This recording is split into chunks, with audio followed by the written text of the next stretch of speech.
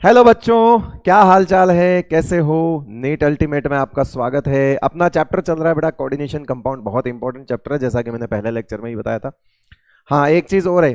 First lecture में notes में तो मैंने अपडेट करवा दिया है, वो बहुत जरूरी है, वो मैं बता देता हूँ। एक एक कॉम्प्लेक्स था, उस कॉम्प्लेक्स का नाम जो है उसमें मैंने गलती से आयरन लिख दिया है।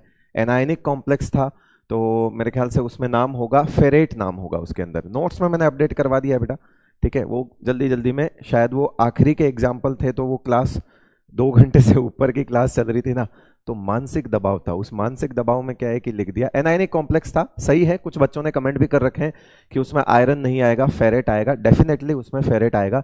मैंने भी एक कमेंट किया है वहां पर, है ना। हालांकि वो सब तक नहीं पहुंच पाता होगा, पर मैंने भी लिखा है कि वो मिस्टेक से लिख दिया भाई, आयरन की जगह फेरेट होगा।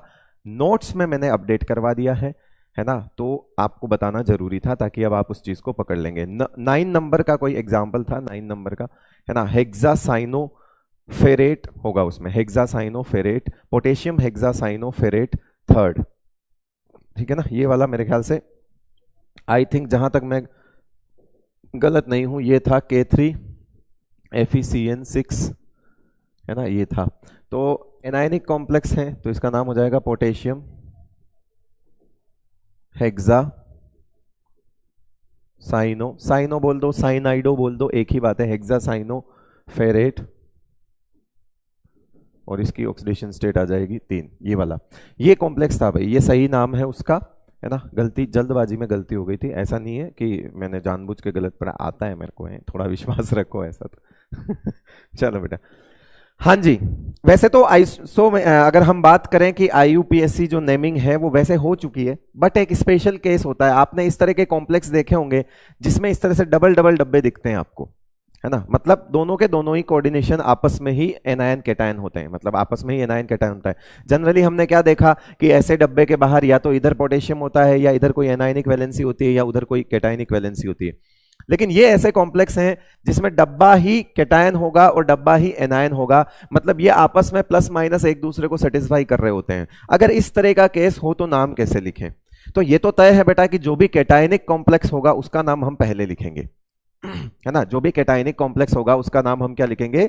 पहले लिखेंगे। और एक जादू की बात कि जो भी कैटायनिक कॉम्प्लेक्स होगा वो आपको ऑलरेडी इधर ही देखने को मिलेगा, क्योंकि कैटायन को लिखा भी तो पहले ही जाता है। तो इसका मतलब है, ये तो तय बात है कि जो लेफ्ट साइड में होता है वो कैटायनिक कॉम्प्लेक्स होता है। तो हमको पता है कि ये जो जितने भी राइट साइड के दिख रहे हैं ना बेटा, या ये पूरा, ये एनायनिक होगा, ये एनायनिक होगा, ये एनायनिक होगा, और ये सारे क्या होंगे? कैटायनिक होंगे। क्योंकि हमको पता है पहले क्या लिखा जाता है बेटा? कैटायन, फिर क्या लिखा जाता है? एनायन। तो पहले कैटायनिक कॉम्प्लेक्स होगा, फिर एनायनिक कॉम्प्लेक्स होगा। तो जुगाड़ हमको पहले से पता है कि भैया इसमें जो भी मेटल है उसका नाम, तो उसके नाम में 8 नहीं लगेगा। इसमें जो भी मेटल है उसके नाम में 8 लगेगा। इसमें जो भी मेटल है उसमें 8 नहीं लगेगा। इसमें मेटल है उसमें 8 लगेगा। इसमें 8 नहीं लगेगा और इसमें 8 लगेगा, क्योंकि ये राइट साइड वाले तो एनायनिक कॉम्प्लेक्स होते हैं। क्योंकि ये तो बेसिक रूल है ना केमिस्ट्री का, कि कैटायन को पहले लिखा जाता है, फॉर्मूला में भी और नाम में भी। तो फॉर्मूला हमको दिया हुआ है तो हम पता लगा लेंगे कि इसका पहले लिखा जाता है, तो हमको नाम भी इनका ही पहले लिखना है। लेकिन पॉइंट ये है कि मेटल की ऑक्सीडेशन स्टेट तक कैसे पहुंचे, है ना। मेटल की ऑक्सीडेशन स्टेट तक कैसे पहुंचे? तो मेटल की ऑक्सीडेशन स्टेट तक पहुंचने का जरिया है अगर हमको यह पता लग जाए कि कॉम्प्लेक्स पे कितना चार्ज है, कॉम्प्लेक्स पे कितना चार्ज है, तो वहां से हम मेटल के चार्ज पे पहुंच सकते हैं। जैसे फॉर एग्जांपल, यहां दिक्कत नहीं आती सिल्वर में, क्योंकि सिल्वर तो +1 ही होता है, तो प्लस सिल्वर में दिक्कत नहीं आती। लेकिन एक जुगाड़ है बेटा, और वो जुगाड़ क्या है वो सुन लो, कि जब भी पीटी और पीडी को देखोगे, ये ऐसे कॉम्प्लेक्स आपको पीटी पीडी के ही मिलेंगे। मैक्सिमम केस में आपको कौन से मिलेंगे बेटा? पीटी पीडी के ही मिलेंगे। तो ये जब भी +2 ऑक्सीडेशन स्टेट में होते हैं और जब ये +4 में होते हैं, तो इनका कोऑर्डिनेशन नंबर हमेशा क्या होगा? 6 होगा, और इनका कोऑर्डिनेशन नंबर हमेशा क्या होगा बेटा? 4 होगा। तो अब आपको क्या करना पड़ेगा बेटा कि यहां पर मेटल की ऑक्सीडेशन स्टेट को अज्यूम करना पड़ेगा। और मेटल की ऑक्सीडेशन की स्टेट को अज्यूम कैसे करेंगे? उसके कोऑर्डिनेशन नंबर को देखकर। कैसे अज्यूम करेंगे? उसके कोऑर्डिनेशन नंबर को देखकर अज्यूम करेंगे। जरा यहां आ जाओ, यहां पर कोऑर्डिनेशन नंबर देखो, ये बाइडेंटेड होता है। बाइडेंटेड होने का मतलब एक ईएन 2 कोऑर्डिनेशन नंबर दिखा रहा होगा, मतलब एक ईएन 2 जगह से डोनेट कर रहा होगा बेटा। तो 3 ईएन मिलकर कितने हो गए? 6 हो गए। तो इसका मतलब है इस वाले प्लेटिनम का कोऑर्डिनेशन नंबर कितना आ रहा है बेटा? 6 आ रहा है। 6 आ रहा है, इसका मतलब ये तय है, 6 आ रहा है, इसका मतलब ये तय है कि ये वाला प्लेटिनम कहां पड़ा हुआ है? +4 पे। कहां पड़ा हुआ है ये वाला प्लेटिनम? +4 पे। अब +4 पे पड़ा है तो फिर कैसे क्या निकालें? तो और क्या करेंगे, अब हम क्या करेंगे, इसको +4 लिख दिया। +4 लिखने का मतलब क्या हुआ आप सोचो, इसको +4 लिखा, ये न्यूट्रल लिगेंड होता है बेटा, ये क्या होता है? न्यूट्रल लिगेंड होता है।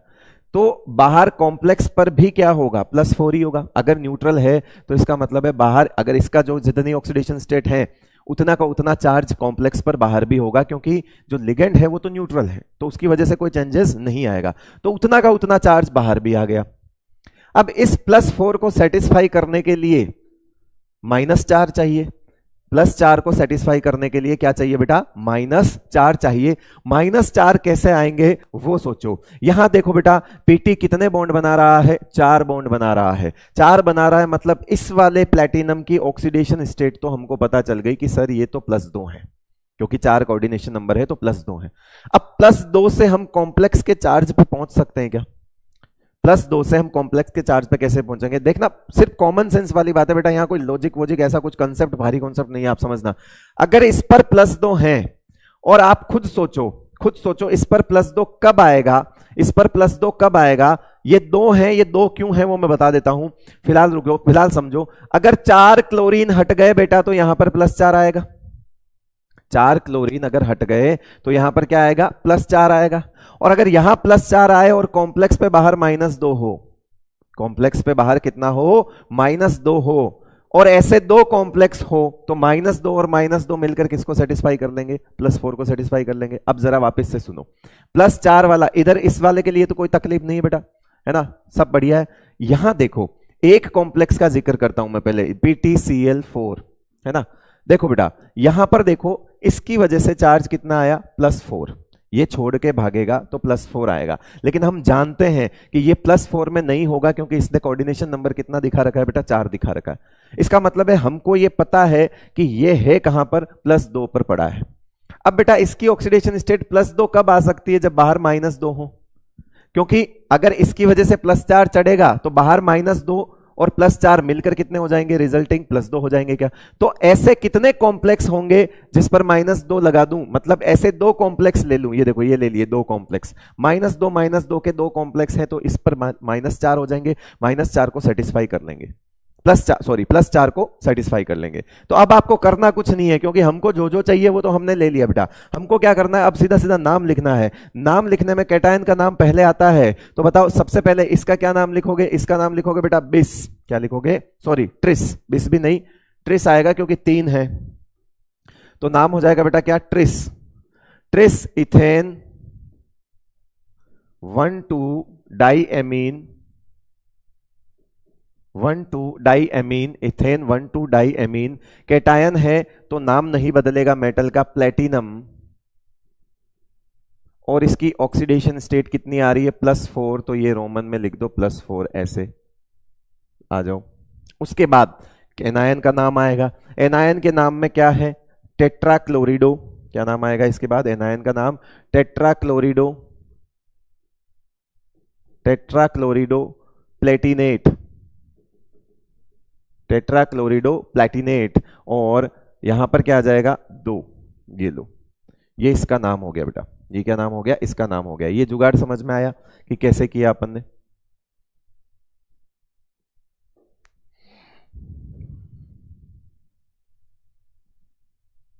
ठीक है, ऐसे -2 वाले कितने हैं? 2 होंगे, तो समझ जाओगे आप। आओ आगे, PDNS3। अब कुछ दिमाग नहीं लगाना, अब आपको एक बार सिखा दिया तो अब आपको पता ही चल गया। देखो 4 और 2 कितने कोऑर्डिनेशन नंबर हो गए बेटा? 6 हो गए। 6 हो गए मतलब ये पड़ा है कहां पर? +4 में। लेकिन पॉइंट ये है कि यहां सारे के सारे न्यूट्रल नहीं है, और न्यूट्रल नहीं है तो बेटा ये कहां होगा?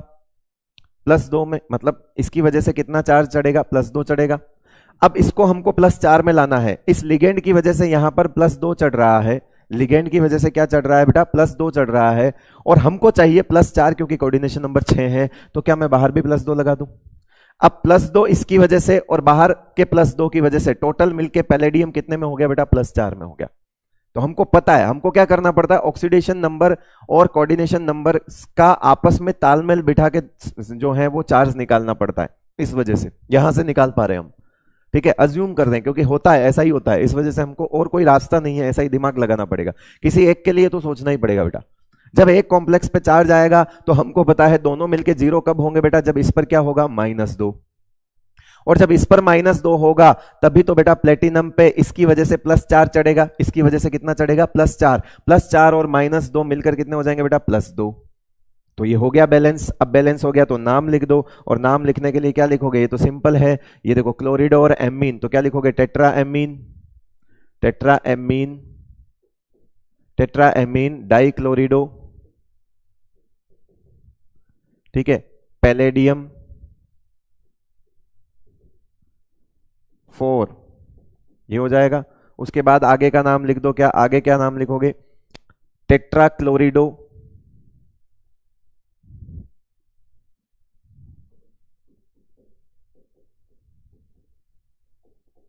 टेट्रा क्लोरिडो प्लेटिनेट, क्योंकि एनायनिक कॉम्प्लेक्स है बेटा, प्लेटिनेट, और यहां पर प्लेटिनम कहां पड़ा हुआ है, 2 में, ये नाम हो गया इसका। ये एनसीईआरटी में दिया हुआ, ये दोनों एनसीईआरटी में नहीं दिए हुए हैं, ठीक है, ये थोड़ा सा हायर लेवल के थे। एनसीईआरटी में तो सादा सिंपल दिया हुआ है, उनके लिए इनके हिसाब से तो कोई जरूरत ही नहीं पड़ेगी। सिल्वर रहता ही +1 में बेटा, सिल्वर कहां रहता है, कॉम्प्लेक्स में, +1 में ही कॉम्प्लेक्स बनाता है सिल्वर और जनरली, तो +1 में अगर कॉम्प्लेक्स बनाएगा तो ये भी +1 होगा। अब ये तो न्यूट्रल है, तो इसका +1 मतलब बाहर भी +1 ही हो गया, क्योंकि अंदर कोई चेंज करने वाला ही नहीं है।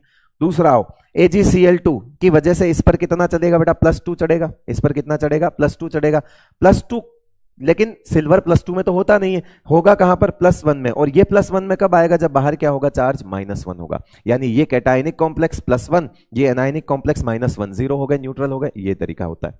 इस तरीके से देखते हैं बेटा, Cl2 की वजह से यहां आया, बाहर -1 है तो रिजल्टिंग +1 आ गया। अब कुछ नहीं लिखना, नाम लिखना बेटा, लिख दो क्या, डाईएमीन, डाईएमीन, ठीक है, डाईएमीन, इसका क्या नाम आएगा, सिल्वर, डाईएमीन सिल्वर, है ना, डाईएमीन सिल्वर +1, तो ये हो गया, ये लो। अब आगे क्या आ जाएगा, डाईक्लोरिडो, लेकिन अब सिल्वर लिखोगे या अर्जेंटेट लिखोगे तो अब नाम अर्जेंटेट आएगा बेटा, क्योंकि ये एनायनिक कॉम्प्लेक्स है, ये अर्जेंटेट। अब इसमें भी वापस वही क्या आ जाएगा, +1, ये लो। तो क्या हो गया, डाईएमीन सिल्वर एंड डाईक्लोरिडो अर्जेंटेट, ये इसका नाम हो गया। समझ आया बेटा, ये थोड़े यूनिक केस हैं, चांसेस कम है ऐसे सवाल आने के, लेकिन एनसीईआरटी में क्या है कि तीसरा वाला एग्जांपल एनसीईआरटी में दिया हुआ है, उन्होंने इसकी नेमिंग के कोई रूल नहीं बता रखे, इस तरह की नेमिंग के कोई रूल नहीं बता रखे, क्योंकि बेटा कोई रूल है भी नहीं, आप खुद सोचो, कोई रूल नहीं है। रूल तो वही है जो हम फॉलो कर रहे हैं, पहले वालों में जो फॉलो कर रहे थे वही तो रूल फॉलो कर रहे हैं, हम तो कुछ रूल फॉलो ही नहीं कर रहे हैं। बस पता ये करना है कि कैटायनिक कौन सा, एनायनिक कौन सा, तो उसका भी जुगाड़ है, जो पहले लिखा होता है वो कैटायनिक ही होता है। लेकिन प्रॉब्लम ये है कि जहां पर वेरिएबल वैलेंसी आ जाती है, जहां पर वेरिएबल ऑक्सीडेशन स्टेट आ जाती है, वहां पर फिर अजम्पशन से काम चलना पड़ता है। जैसे पैलेडियम और प्लेटिनम और पैलेडियम के ऐसे खूब सारे कॉम्प्लेक्स हैं जिसमें हमको कोऑर्डिनेशन नंबर के जरिए उसके ऑक्सीडेशन स्टेट पे पहुंचना पड़ता है, और फिर ऑक्सीडेशन नंबर के जरिए चार्ज निकालना पड़ता है कॉम्प्लेक्स पे।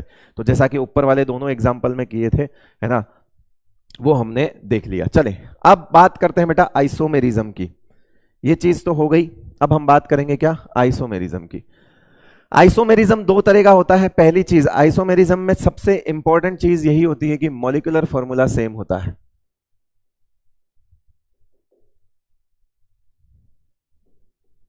ठीक है, चाहे कोई सा भी टाइप का आइसोमेरिज्म हो, आइसोमेरिज्म का मतलब होता है molecular formula same molecular formula होगा।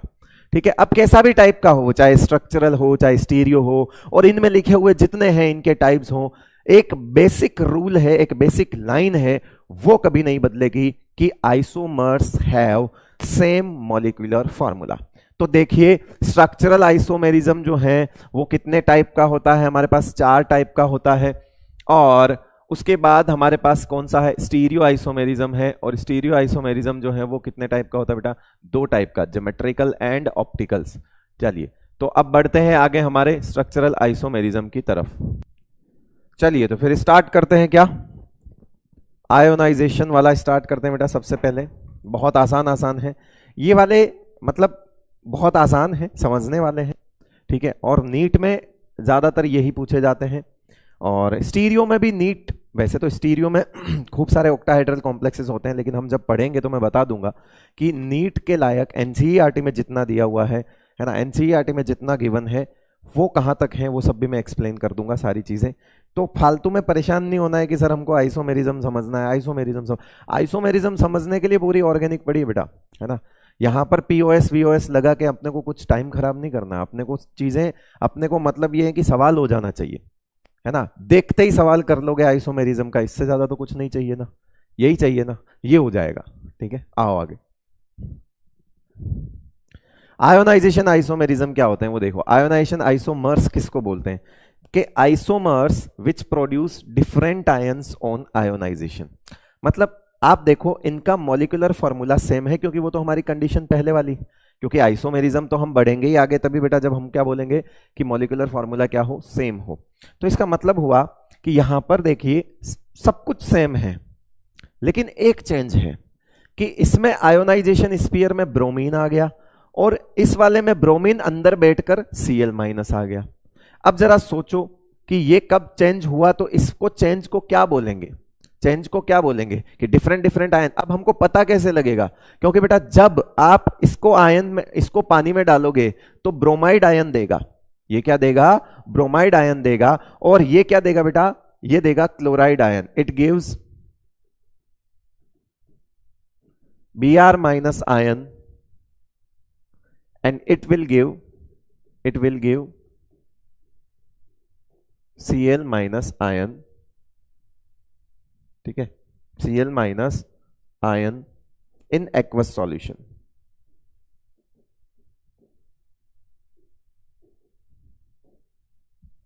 ठीक है, ऐसी चीज आपको जब भी दिखेगा, ऐसी चीज आपको जब भी दिखे कि सब कुछ सेम हो, लेकिन यहां से और यहां देख लेना, अगर आयन अंदर बाहर हो जाए तो इसको कैसे देखते हैं बेटा, इस तरह से देखते हैं, आयोनाइजेशन से।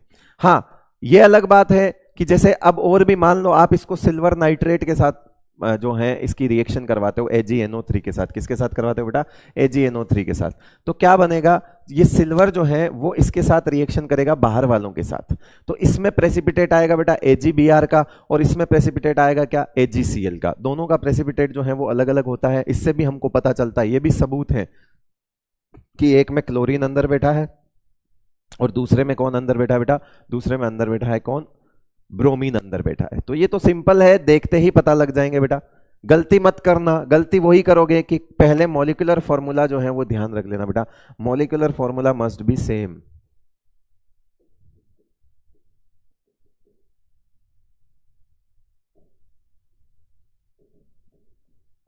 ये तो किसी भी आइसोमेरिज्म के लिए जो आप हैं वो बोल सकते हो बेटा, ठीक है भाई। आओ आगे, लिंकेज आइसोमेरिज्म। लिंकेज आइसोमेरिज्म क्या होता है, जब डोनर एटम का लिंक चेंज हो जाए, मतलब डोनर एटम जो है वो अलग हो जाए। पहली चीज अच्छी बात यह है, याद रखिएगा बेटा, ये किस केस में होता है, जब लिगेंड कैसा होता है, एम्बिडेंटेड। लिगेंड कैसा होता है बेटा, एम्बिडेंटेड होता है। जैसे फॉर एग्जांपल ये रहा NH3, NH3 एम्बिडेंटेड नहीं है, लेकिन NO2 एम्बिडेंटेड है, तो इसका नाम क्या होगा, जैसे अगर ये इसके अंदर लिंक किसका है, इसके अंदर लिंक है प्लेटिनम का, नाइट्रोजन से लिंक है बेटा, नाइट्रोजन यहां पर डोनर है। तो क्या यहां पर मैं इसको ऐसा भी लिख सकता हूं, एक इसको देखो, क्या इसका आइसोमेरिज्म क्या होगा बेटा, इसका आइसोमेरिज्म क्या हो जाएगा, PT, फिर क्या हो जाएगा NH3, फिर 3, फिर ONO, क्या हो जाएगा बेटा, ONO। अब नाइट्राइटो N नहीं, अब क्या नाम हो जाएगा बेटा, नाइट्राइटो O, नाइट्राइटो O, और ये बाहर Cl लगा लो। देखो फॉर्मूला में कोई चेंज नहीं आया, मॉलिक्यूलर फॉर्मूला सेम है, लिंकेज का चेंज आया। तो याद रखिएगा, isomer which occurs due to presence of ambidentate ligands, है ना, which occurs due to different type of linkage, है ना, which occurs due to different linkage, है ना, लिंकेज बदल गया तो ये हो गया आपका एम्बिडेंटेड लिगेंड हो गया, मतलब एम्बिडेंटेड लिगेंड होना चाहिए। लिंकेज आइसोमेरिज्म की पहली शर्त क्या होना चाहिए, एम्बिडेंटेड लिगेंड होना चाहिए। तो कभी भी लिंकेज आइसोमेरिज्म पूछे तो क्या देखो बेटा, एम्बिडेंटेड लिगेंड को देखो, एम्बिडेंटेड लिगेंड है या नहीं है, नहीं है तो फिर उसमें लिंकेज आइसोमेरिज्म हो ही नहीं सकता। यहां पर देखो बेटा, दो लिंकेज आइसोमेरिज्म है, यहां पर कितने लिंकेज आइसोमेरिज्म है बेटा, दो लिंकेज आइसोमेरिज्म है, जरा देखो यहां पे, ये देखो ये कॉम्प्लेक्स है पूरा एक, इसमें ये SCN भी है, लिंकेज आइसोमेरिज्म है।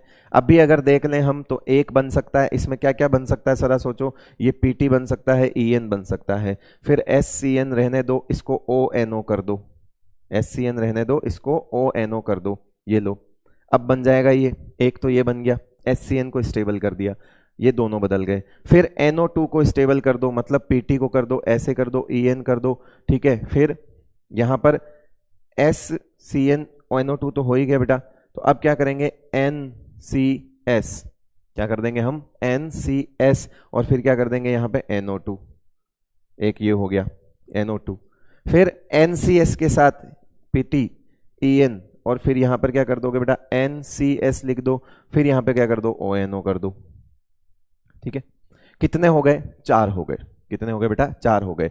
जुगाड़ क्या कहता है, जुगाड़, अब आप इस तरह से कभी भी 4 नहीं बना पाओ तो जुगाड़ याद रखना बेटा, और जुगाड़ कहता है क्या, कि number of linkage isomer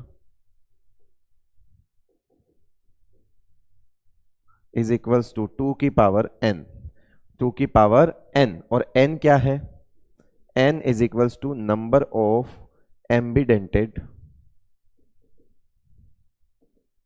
ligand, क्या है बेटा, एम्बिडेंटेड लिगेंड्स। जैसे यहां पर अगर हम बात करें तो एम्बिडेंटेड लिगेंड कितने हैं बेटा, 2 हैं, ये भी एम्बिडेंटेड लिगेंड है, ये भी एम्बिडेंटेड लिगेंड है, तो आप डायरेक्ट लिख सकते हो 2 की पावर 2 कितना हो जाएगा बेटा, 4 हो जाएगा, 2 की पावर 2 कितना हो जाएगा, 4 हो जाएगा, ये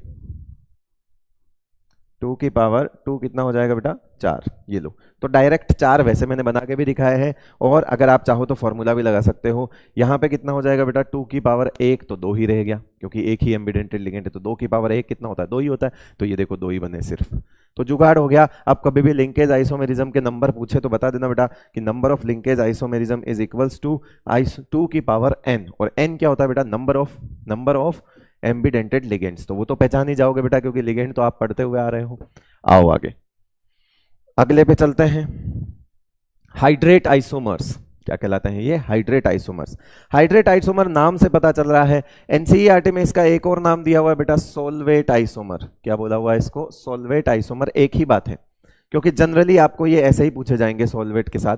तो आइसोमर जो है वो आप देखिए, occurs due to difference in number of H2O present in coordination sphere. Coordination sphere में जो H2O का नंबर है वो डिफरेंट हो जाएगा, और ये तय बात है कि कोऑर्डिनेशन नंबर जब डिफरेंट हो जाएगा तो फिर बाहर भी चेंजेस आएंगे। अब जरा ऊपर वाले और नीचे वाले को देखो आप, उनका मॉलिक्यूलर फॉर्मूला क्या है बेटा, सेम है, उनका मॉलिक्यूलर फॉर्मूला क्या है, सेम है, लेकिन H2O के मॉलिक्यूल अंदर बाहर हो रहे हैं और कुछ नहीं हो रहा। जहां पर इस वाले केस में आप H2O 4 और Cl2 2 देख रहे हो, मतलब 4 और 2 मिलके कितना कोऑर्डिनेशन नंबर होना चाहिए, 6। यहां पर 6 हो रहा है, तो ऐसा तो है नहीं कि इस केस में कोबाल्ट या तो 5 कर लेगा या 7 कर लेगा, रखना तो इसको अभी भी कितना है, 6 करना है। लेकिन इसने बाहर से एक H2O लिया, मतलब 4 की जगह इसने अगर 5 H2O ले लिया, तो 5 के बाद एक ही क्लोरीन की जरूरत पड़ेगी 6 करने के लिए, तो 1 क्लोरीन हो गया।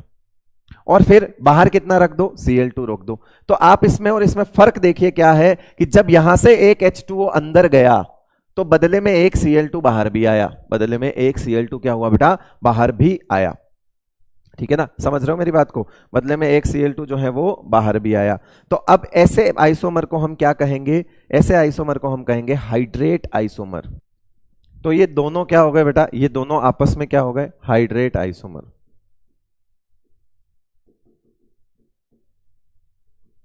अब एक सवाल करते हैं जिससे सीख जाओगे, आओ। How many hydrate isomers are possible for, how many hydrate isomers are possible for CrCl3 and 6H2O। देखो बेटा, क्रोमियम कहां पड़ा हुआ है, +3 में, सॉरी, क्रोमियम कहां पड़ा हुआ है, +3 में। +3 में ये कोऑर्डिनेशन नंबर कितना रखेगा, +3 में कोऑर्डिनेशन नंबर कितना रखेगा, क्या 6 कोऑर्डिनेशन नंबर रखेगा। तो सबसे पहले आप क्या करोगे, सबसे पहले ऐसे वाला बना लो, है ना, सिंपल सा। देखो देखते जाओ, यहां पर क्रोमियम लिख दो, फिर सारे के सारे H2O, सारे के सारे 6H2O है, उनको लिगेंड बना के अंदर ले आओ। तो बताओ बाहर क्या हो जाएगा बेटा, .Cl3 हो जाएगा, क्या बाहर क्या हो जाएगा, .Cl3 हो जाएगा। एक तो ये बन गया। अब क्या करेंगे हम H2O को अंदर बाहर Cl से चेंज करते रहेंगे, मतलब क्रोमियम को चाहिए तो कोऑर्डिनेशन नंबर 6 ही, तो अब मैं H2O को कितना कर दूंगा बेटा 5, कितना कर दूंगा 5, तो फिर बदले में मुझे एक Cl की जरूरत पड़ेगी तो मैं बाहर से Cl लाऊंगा, तो फिर बाहर Cl2 2 बचेंगे और एक H2O बाहर आ जाएगा क्योंकि यहां से चला गया।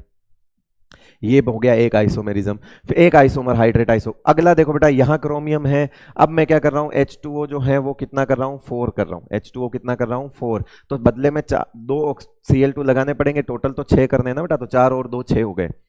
अब क्या होगा, बाहर एक Cl बचेगा और फिर बाहर अब कितने H2O आ जाएंगे बेटा, 2 H2O आ जाएंगे। ठीक है भाई, और हो सकता है क्या, बिल्कुल हो सकता है। कैसे हो सकता है, जैसे क्रोमियम है, उसके बाद मैं यहां पर कितना कर देता हूं बेटा, H2O जो है वो 3 कर देता हूं, H2O क्या कर देता हूं बेटा 3 कर देता हूं, तो बदले में सारे के सारे क्लोरीन जो है वो अंदर आ जाएंगे, Cl3 हो जाएगा, और अब कितना हो जाएगा बेटा 3H2O हो जाएगा। मेरा सवाल, क्या ये जो ग्रीन कलर वाला फोर्थ नंबर का जो एग्जाम्पल है, फोर्थ नंबर वाला जो एग्जाम्पल है फोर्थ नंबर का, क्या ये भी हाइड्रेट आइसोमर कहलाएगा, क्या ये भी हाइड्रेट आइसोमर कहलाएगा, क्या आंसर बताओ, क्या ये भी हाइड्रेट आइसोमर कहलाएगा, जल्दी बताओ। देखो बेटा इसकी कहानी क्या है वो समझो, ये वाला हाइड्रेट आइसोमर नहीं कहलाएगा, ये वाला क्या करेगा, this is not hydrate isomer, ये हाइड्रेट आइसोमर नहीं है। रीजन, क्योंकि इसमें कॉम्प्लेक्स पर 0 चार्ज आ गया, कॉम्प्लेक्स पर कितना चार्ज आ गया बेटा 0 चार्ज आ गया, कॉम्प्लेक्स पे चार्ज 0 आ गया, बाहर कोई वैलेंसी नहीं बची ऐसी। देखो यहां पर कितना आया +1, यहां पर कितना आया +2, यहां पर कितना आया +3। अब कॉम्प्लेक्स पर चार्ज 0 है तो वो मॉलिक्यूल H2O को अट्रैक्ट नहीं कर सकता, तो इसका मतलब है ये पानी बाहर रहेंगे ही नहीं, यही चले जाएंगे, और जब पानी बाहर नहीं रहेगा हट ही जाएंगे, है ना, कॉम्प्लेक्स पर 0 चार्ज है।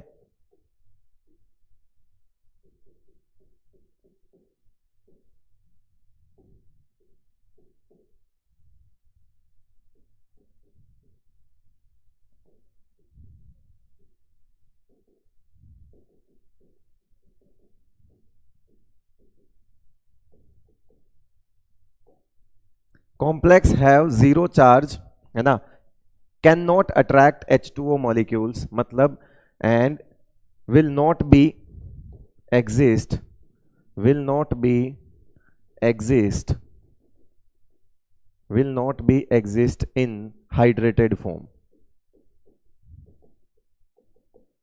तो हमको क्या होता है, हम क्या करते हैं, बस कम ज्यादा कर रहे होते हैं, भूल जाते हैं। लेकिन आप ये समझो ना, इस कॉम्प्लेक्स को कैटायनिक कॉम्प्लेक्स बोलोगे क्योंकि बाहर 3 Cl है, इस कॉम्प्लेक्स को भी कैटायनिक कॉम्प्लेक्स बोलोगे क्योंकि बाहर यहां पर +2 आएंगे, अगर 2 क्लोरीन हटेंगे तो यहां पर +1 आएगा तो यहां पर हटेंगे। कुल मिला के अगर कैटायन पर कॉम्प्लेक्स है तो वही पॉजिटिव चार्ज तो बेटा इस पानी को चिपकाए के बैठा है, क्योंकि इसमें पानी के साथ इसका तो कोई बॉन्ड ही नहीं है, लेकिन उस पानी को खींचने के लिए पॉजिटिव चार्ज का होना जरूरी है। लेकिन अगर आप सारे H2O इधर ही डाल दोगे, मतलब सारे क्लोरीन आप यहां, सारे क्लोरीन 3 के 3 क्लोरीन अगर आप इधर डाल दोगे तो 3 H2O बाहर आएंगे, लेकिन बाहर रहेंगे कैसे, क्योंकि अगर क्लोरीन अंदर आ गया, अगर क्लोरीन अंदर आ गया तो इसका मतलब है यहां पर चार्ज जो है वो हट जाएगा, और कॉम्प्लेक्स पे अगर चार्ज हट जाएगा तो इसका मतलब है वो कॉम्प्लेक्स 0 हो जाएगा, और कॉम्प्लेक्स 0 हो जाएगा इसका मतलब वो फिर आपका आइसोमर नहीं कहलाएगा।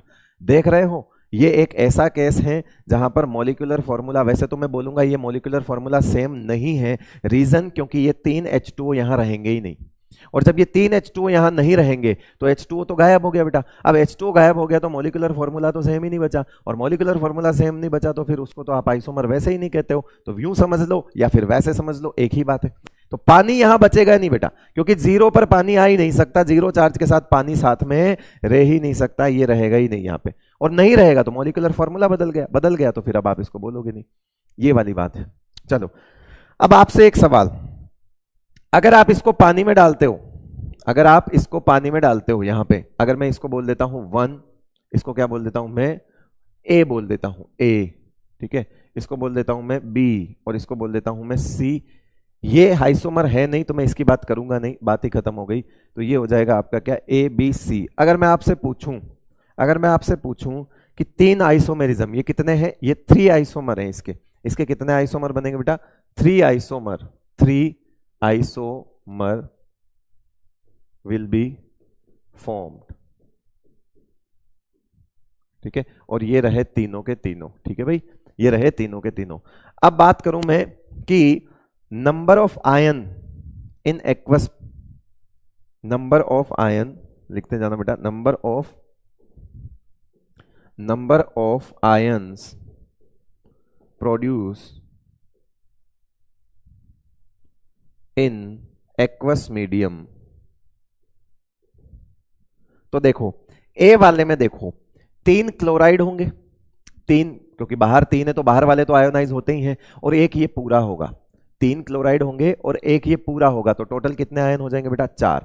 तो आपसे पूछा जाए ए वाला कितने प्रोड्यूस करेगा, तो ए वाला करेगा 4। आपसे पूछा जाए बी वाला कितने करेगा, तो बेटा बी वाले में 2 क्लोरीन, ये तो आयन होता नहीं, ये तो पानी है, तो ये तो खत्म ही हो गया, 2 और 1 3। और फिर अगर आपसे पूछा जाए कि सी वाले कितने आयन करेगा, तो सी वाला करेगा बेटा एक ये और एक ये पूरा, मतलब 2, ठीक है। तो ये कितना हो गया, ये 4 आयन हो गए, ये कितने आयंस हो गए 3 आयंस हो गए, और ये कितने आयंस हो गए 2 आयंस हो गए। अब आपसे अगर पूछा जाए molar conductivity,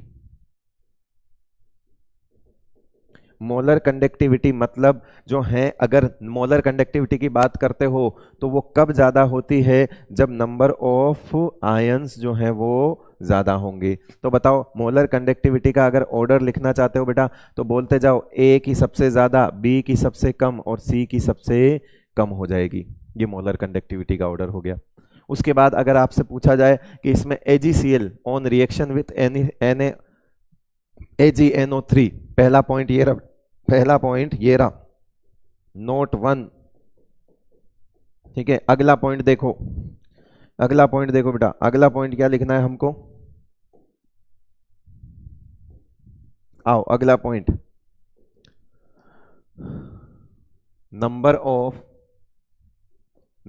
of AgCl, mole of AgCl, ऐसे लिख दो, मोल ऑफ AgCl प्रोड्यूस्ड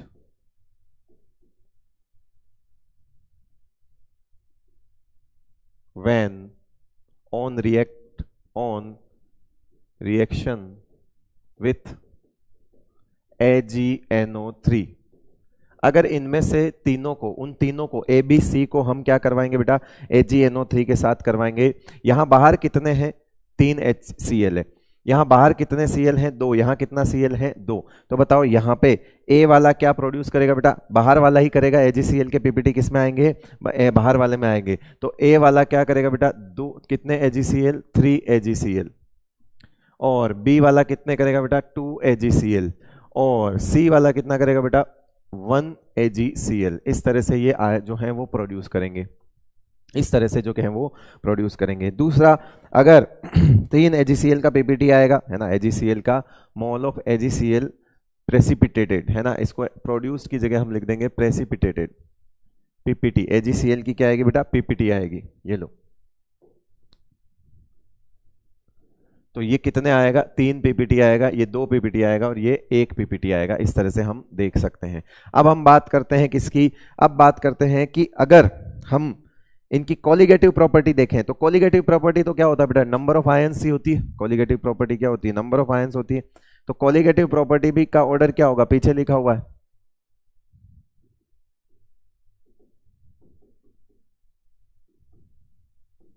अगर कॉलिगेटिव प्रॉपर्टी की बात करूं तो ए की ज्यादा, बी की कम और सी की और कम, क्योंकि ये डिपेंड करती है किस पे, नंबर ऑफ आयंस पे। किस पे डिपेंड करती है बेटा, नंबर ऑफ आयंस पे। तो एक पॉइंट ये हो गया, एक पॉइंट ये हो गया, एक पीछे बताया था वो बता दिया।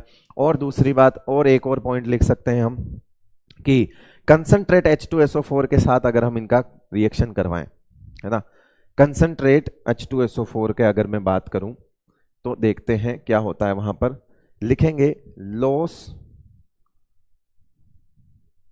Loss in mass on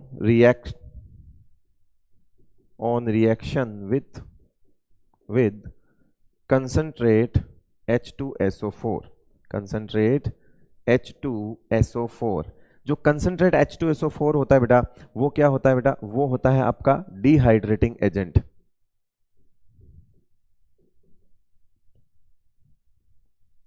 dehydrating agent. समझना बात को मैं क्या समझाना चाह रहा हूं। अगर डिहाइड्रेटिंग एजेंट है ना, तो ये क्या करेगा बेटा, मोस्ट क्या करेगा, एब्जॉर्ब या यूं कहें -H2O। डिहाइड्रेटिंग का मतलब क्या होता है, -H2O, पानी उड़ाएगा। क्या उड़ाएगा बेटा, पानी उड़ाएगा। तो लॉस इन मास किसके ज्यादा होगा, अब आप समझना मेरी बात को। यहां पर बाहर कोई पानी है क्या, नहीं है। अंदर वाले पानी का कुछ नहीं बिगाड़ेगा।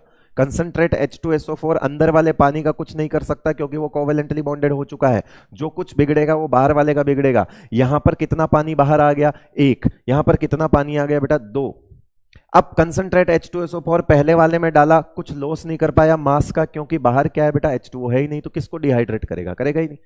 फिर ये क्या करेगा, दूसरे वाले में आपने कंसंट्रेट H2SO4 मिलाया, बाहर कितना H2O पड़ा है, 1।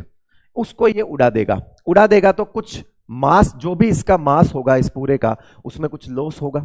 ठीक है, कितना होगा, 1 H2O के बराबर का लॉस होगा। लेकिन जहां पर H2O बाहर ज्यादा है, वहां लॉस इन मास भी क्या होगा बेटा, ज्यादा होगा, क्योंकि वहां पर ये 2 को उड़ाएगा, तो मास में लॉस ज्यादा होगा। अब जरा सोचो, loss in mass on reaction with concentrate H2SO4, तो जरा यहां पर क्या हम ऐसा लिख सकते हैं कि अगर नंबर ऑफ H2O ज्यादा है,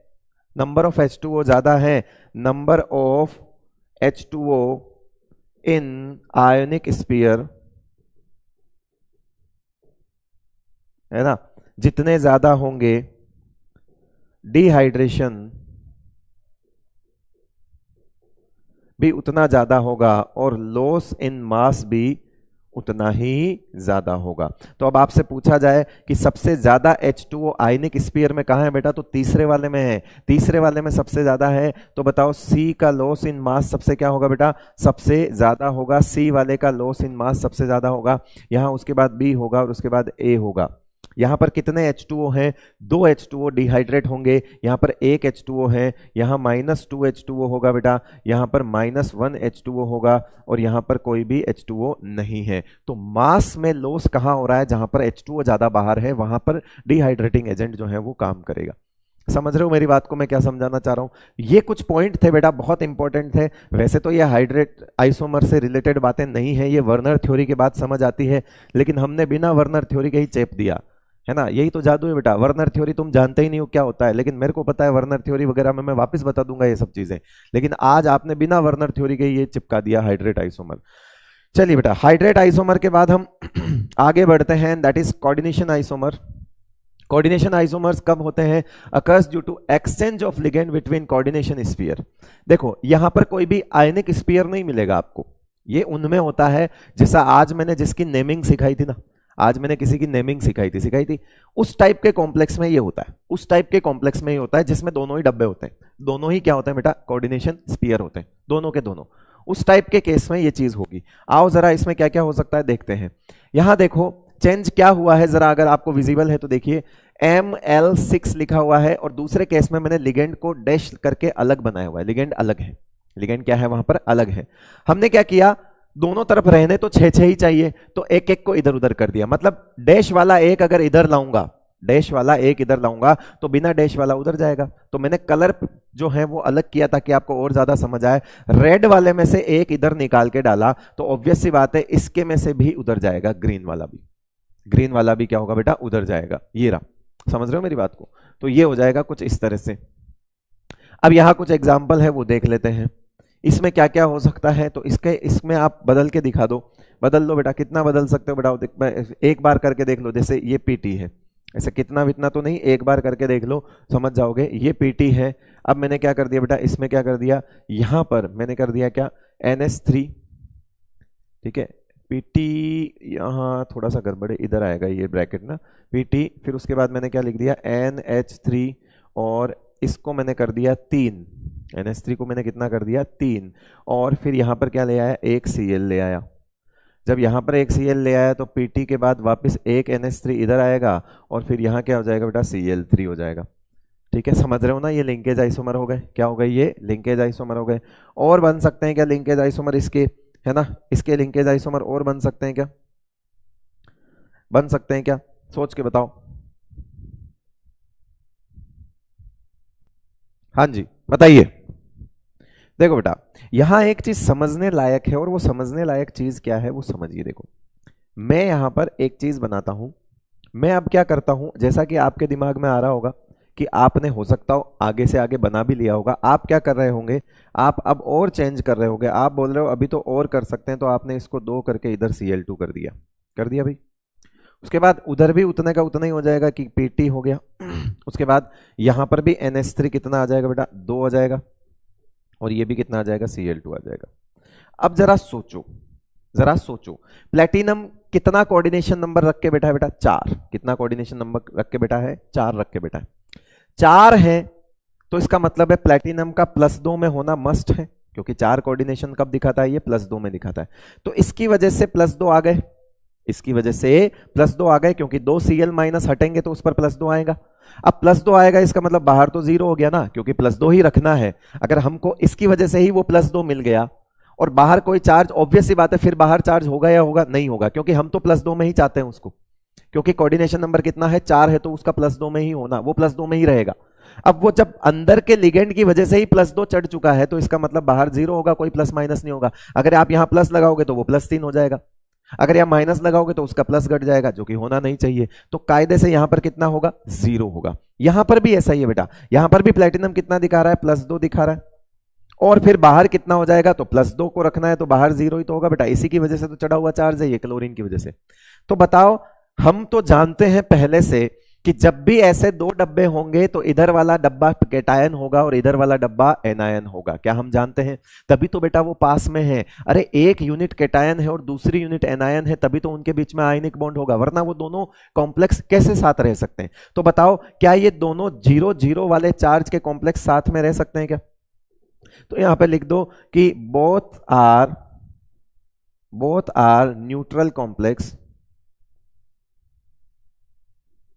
both have 0 charge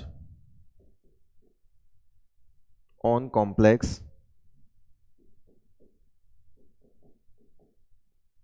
cannot come together।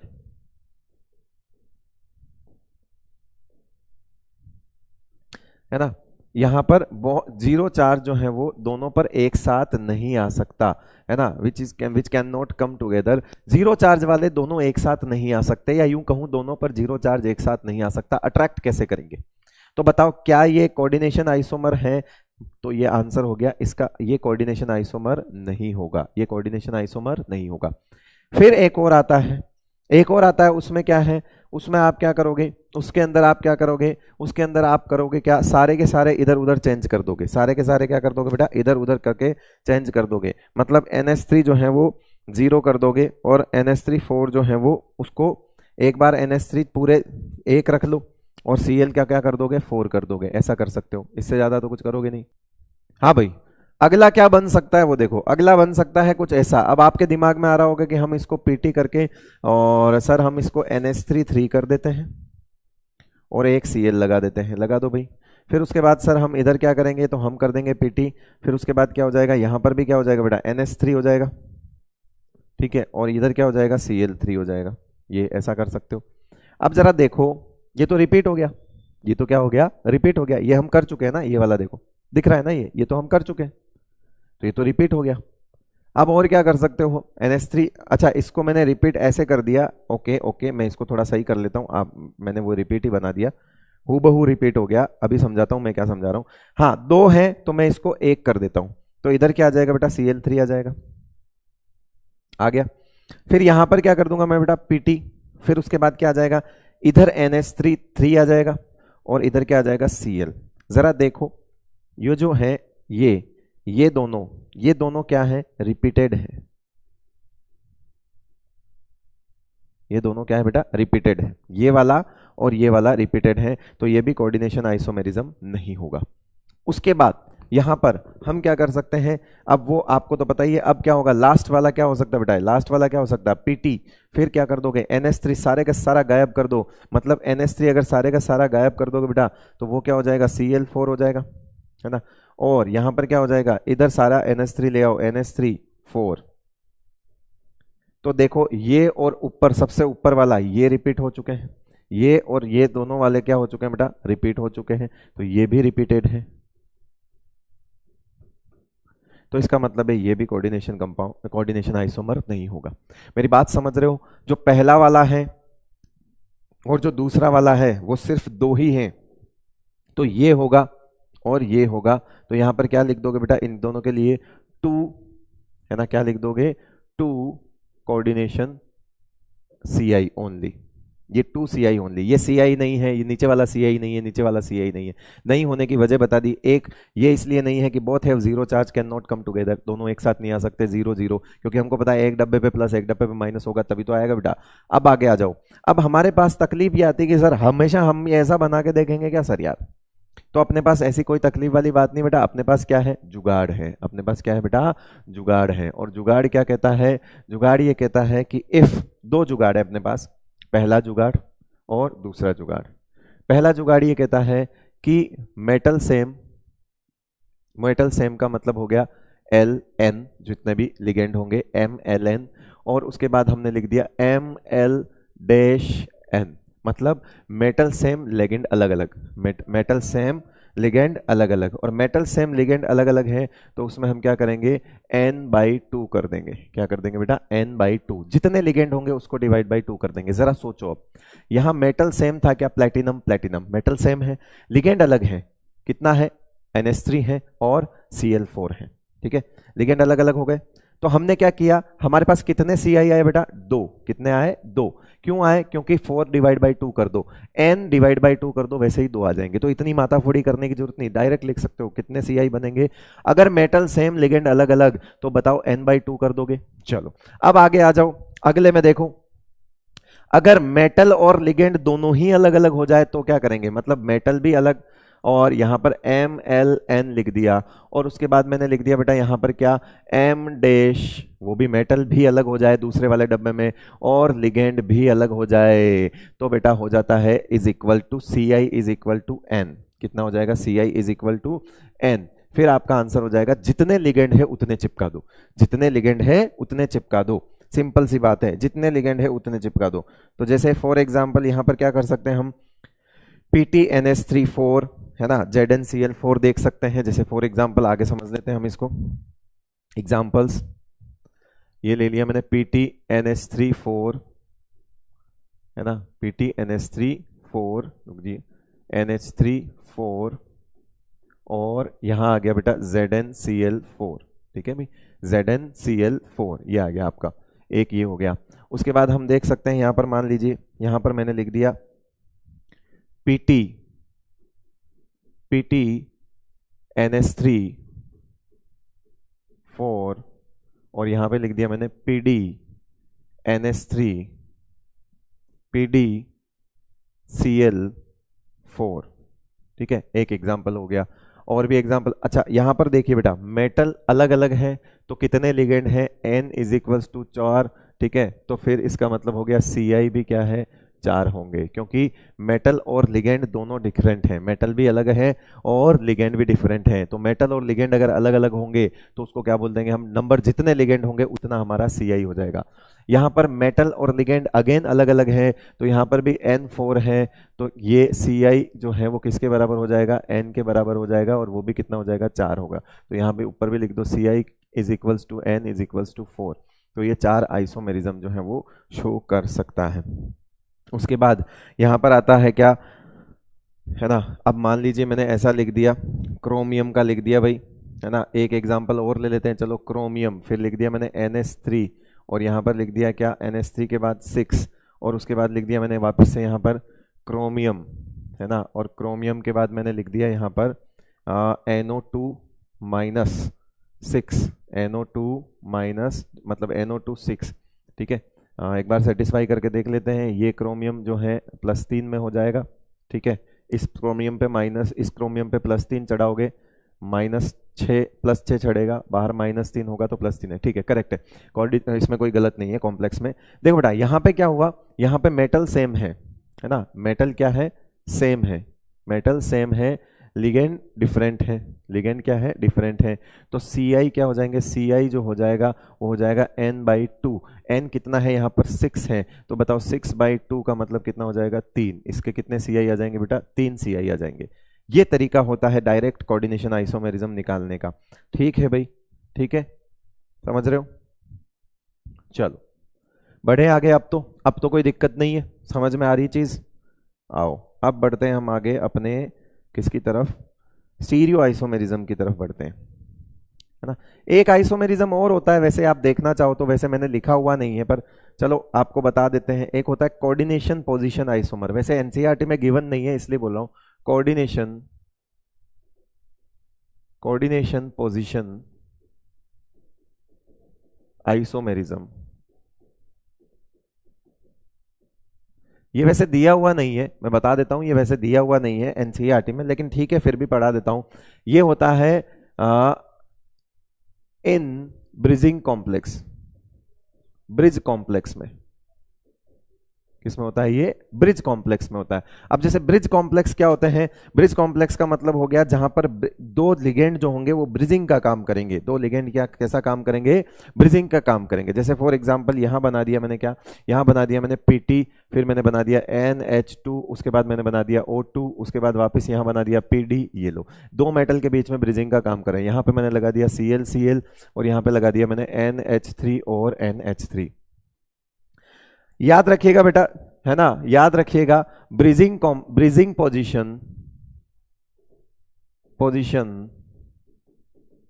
Can not be change. Bridging position नहीं बदल सकते आप। तो आपके पास बचा क्या बेटा बदलने को, तो एक तो ये बचा और एक ये बचा, तो टर्मिनल बचे। तो टर्मिनल कैसे बचा दोगे, तो टर्मिनल जो है वो किस तरह का हो जाएगा, तो यहां पर बदलने का तरीका होता है कुछ इस तरह से कि यहां अगला जो हम देखेंगे वो क्या हो जाएगा बेटा, PT, एक जगह NH3 रहने दो, एक जगह Cl ले आओ, फिर यहाँ पर NH2 था ही, कोई दिक्कत वाली बात नहीं है, ये O2 हो जाएगा। फिर यहाँ पर क्या आ जाएगा बेटा PD, और यहाँ पर क्या कर दोगे, यहाँ पर आ जाएगा आपका Cl और इधर क्या आ जाएगा NH3। ये दोनों के दोनों क्या है, कोऑर्डिनेशन पोजीशन आइसोमर। इनको क्या बोलते हैं बेटा, कोऑर्डिनेशन पोजीशन आइसोमर्स। ऐसे अगर आपको दिखे तो ये इसमें इस तरह से होगा। ठीक है भाई, कोऑर्डिनेशन पोजीशन आइसोमर वाली बात यहां पर आती है। चलिए अब बढ़ते हैं हमारे स्टीरियो आइसोमेरिज्म की तरफ। हाँ भाई, अब स्टार्ट करते हैं क्या, ज्योमेट्रिकल आइसोमेरिज्म मतलब स्टीरियो आइसोमेरिज्म।